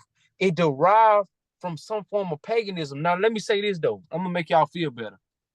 It could be the situation that the stars just telling prophecy and people taking that and trying to deify something. Maybe it was prophesied that a Messiah would do that, and the stars were telling that prophecy beforehand. That could be very well the situation. But either way, we see December 25th being a day that they use to say that a demigod was born throughout all cultures, not just Jesus. So when you heard that in Christianity, you know where it came from now. I got a question. Yeah. Well, not some more of the question, like, okay, for the people that don't know, when you say like it was Roman influence, like, do you think you got time enough to bring out the chart where you can show what year and everything the Romans invaded the temple, just for for the people that's not up to date, so they can see the accuracy and the that it really was, that it's really historical and it's documented for them, and they be like, well, I know you're saying the Romans did this and that, but can it be like, do you mind bringing that out? Yeah, I would, but I wouldn't go into the depths of it, because, like, I ain't gonna lie, that's a lot to be chewing on, for real. And yeah, you're right, Shakir. I saw what Trooper and Editor said. I saw the video when he spoke about that. That's why I say it's a lot to be chewing on, and even with people that's in the truth, it still might be too much for them to chew on. Cause, like I said, we brought our old understanding of the Most High into this new walk. You brought what you learned in the Christian church over here, and unless we doggone strip ourselves naked, we ain't gonna be ready to chew on that type food. You can't be clothed unless you come naked. We gotta be like children before the Most High. I ain't lying, cause it's a new thing that's he bringing to our understanding, and it's stripping away our old understanding of things. We got to get butt naked with this, right? And that's good, bro. It's good that they brought that over with them, so when they see the truth, they can compare it and test it and see that it's true, so we can drop it. They brought it over.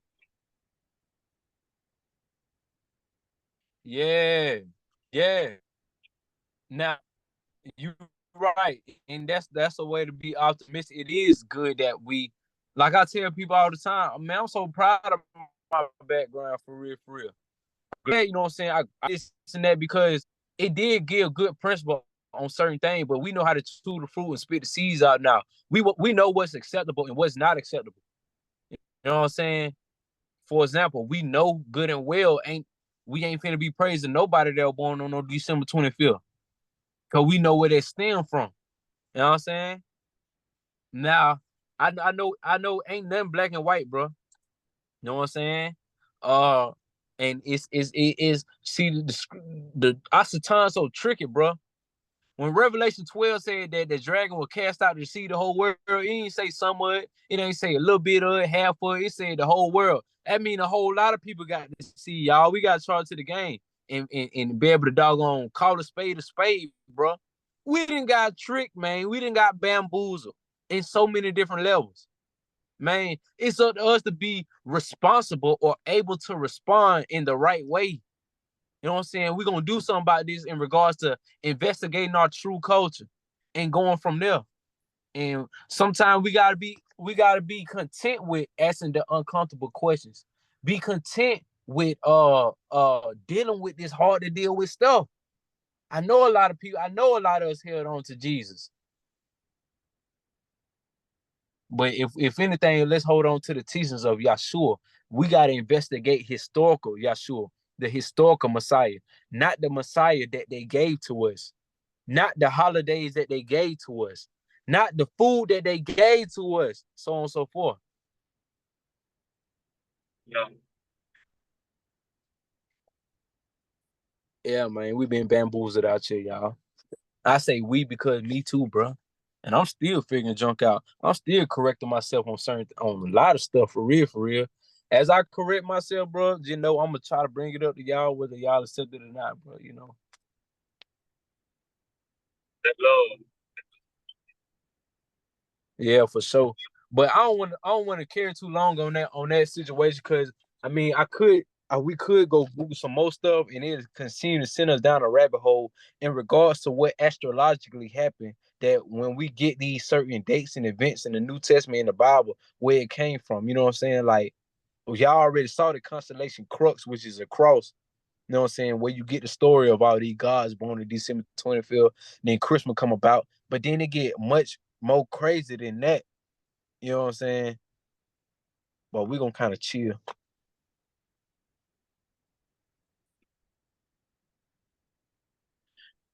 Shah say his true story definitely connects with our high holy days. Many people participated in the OT. How does Yahshua? Here's the Passover lamb without blemish taken in the midst of the week. Right, for sure. Like Daniel said. Yeah, we can tie Mashiach in with a lot of high holy days. We can tie a lot of things in with a high holiday deep. Say what? Doodle.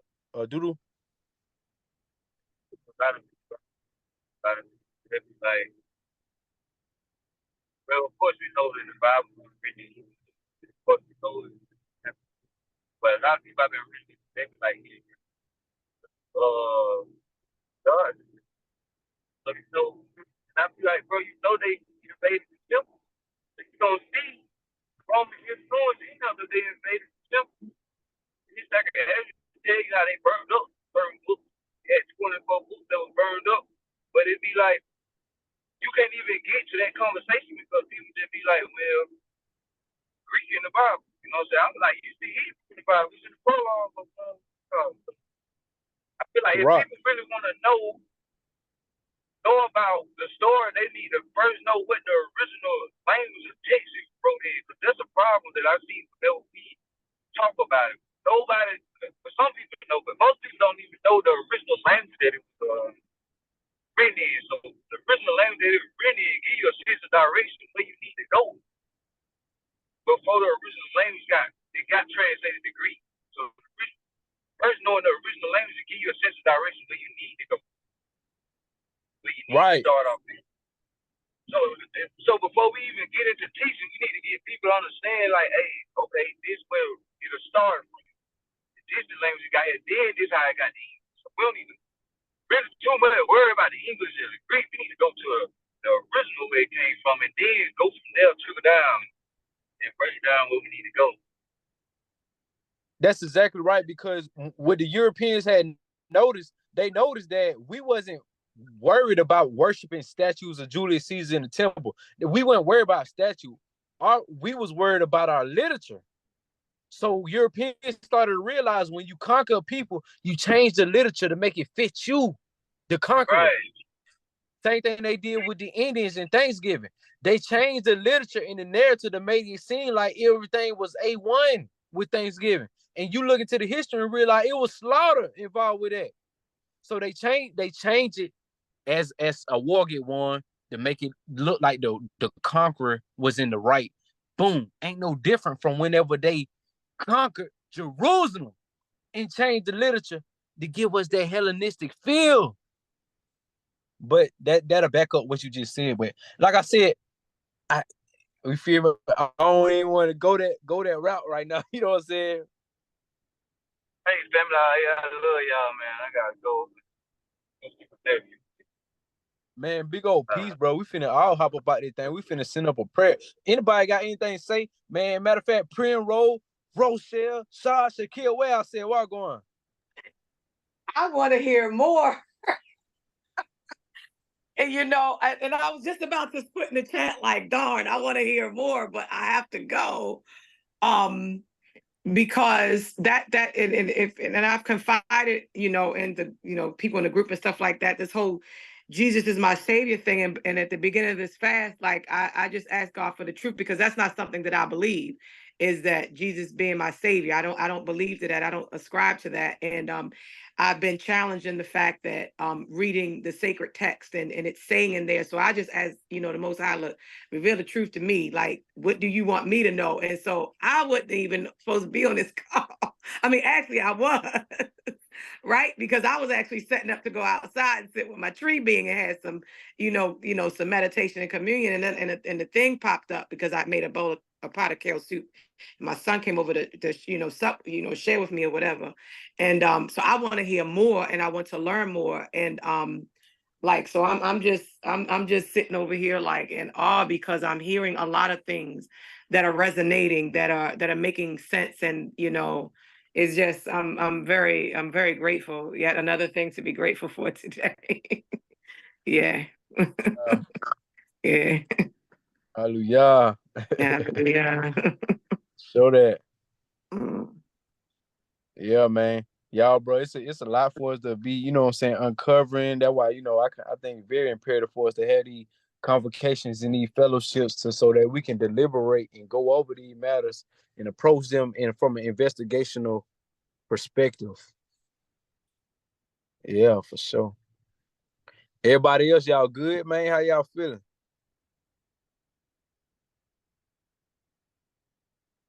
We're finna get ready to send one up to the Most High, man, before we hop up out this thing. Feeling good. Okay, bet. Anybody got a prayer in them, man? Just to send out. If not, I might hop on one.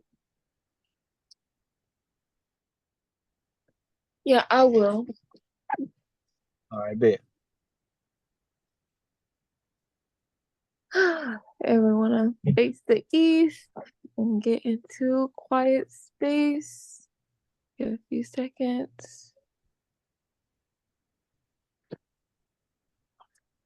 Karaba, Malek Haolam. I say thank you, Father, for this Baruch Shabbat, this blessed Shabbat today. Putting your breath in our body, allowing us to rest and absorb your good word. We say thank you. And as we go forth into this week, I ask that you just remind us to make declarations of your word, who we are as your people, settling deeper or really growing higher into who you call us to be, in the light that you call us to shine in, anything, everyone, what everyone is dealing with here. And I ask that you just send your Ruach HaKodesh, the Holy Spirit, to all of us in the midst of any trials, and remind us that it's us against the issue. We are in relationship with you. It's not us having to hide away from any dysfunction that we may go through on our own. But when we come into this covenant with you, we are one with you. So just remind us that at the end of the day, we are one, and we just have to rest in your word and what you have said, in knowing that the issues, the worries, as long as we lay it at your feet, that it'll be handled, that it is handled in the Shamayims, on the heavens, and that it's aligning on earth for us, because we love you and we know that all things are going to work out in our favor if we love you, keeping your law, statutes, and commands, the proof of our love for you. So just keep all my brothers and sisters encouraged and at peace, and allow us to observe what's going on around us, not just live this life passively, and not just say the words, but be active members in this body, this functioning body that you've given us. We all have such beautiful and unique talents and personalities and different things that you've put in us that are reflections of you. So allow us to be wonderful stewards of what we have now. That way we can operate in the fullest capacity of what you have in store for us, individually and as a community. Align us closer.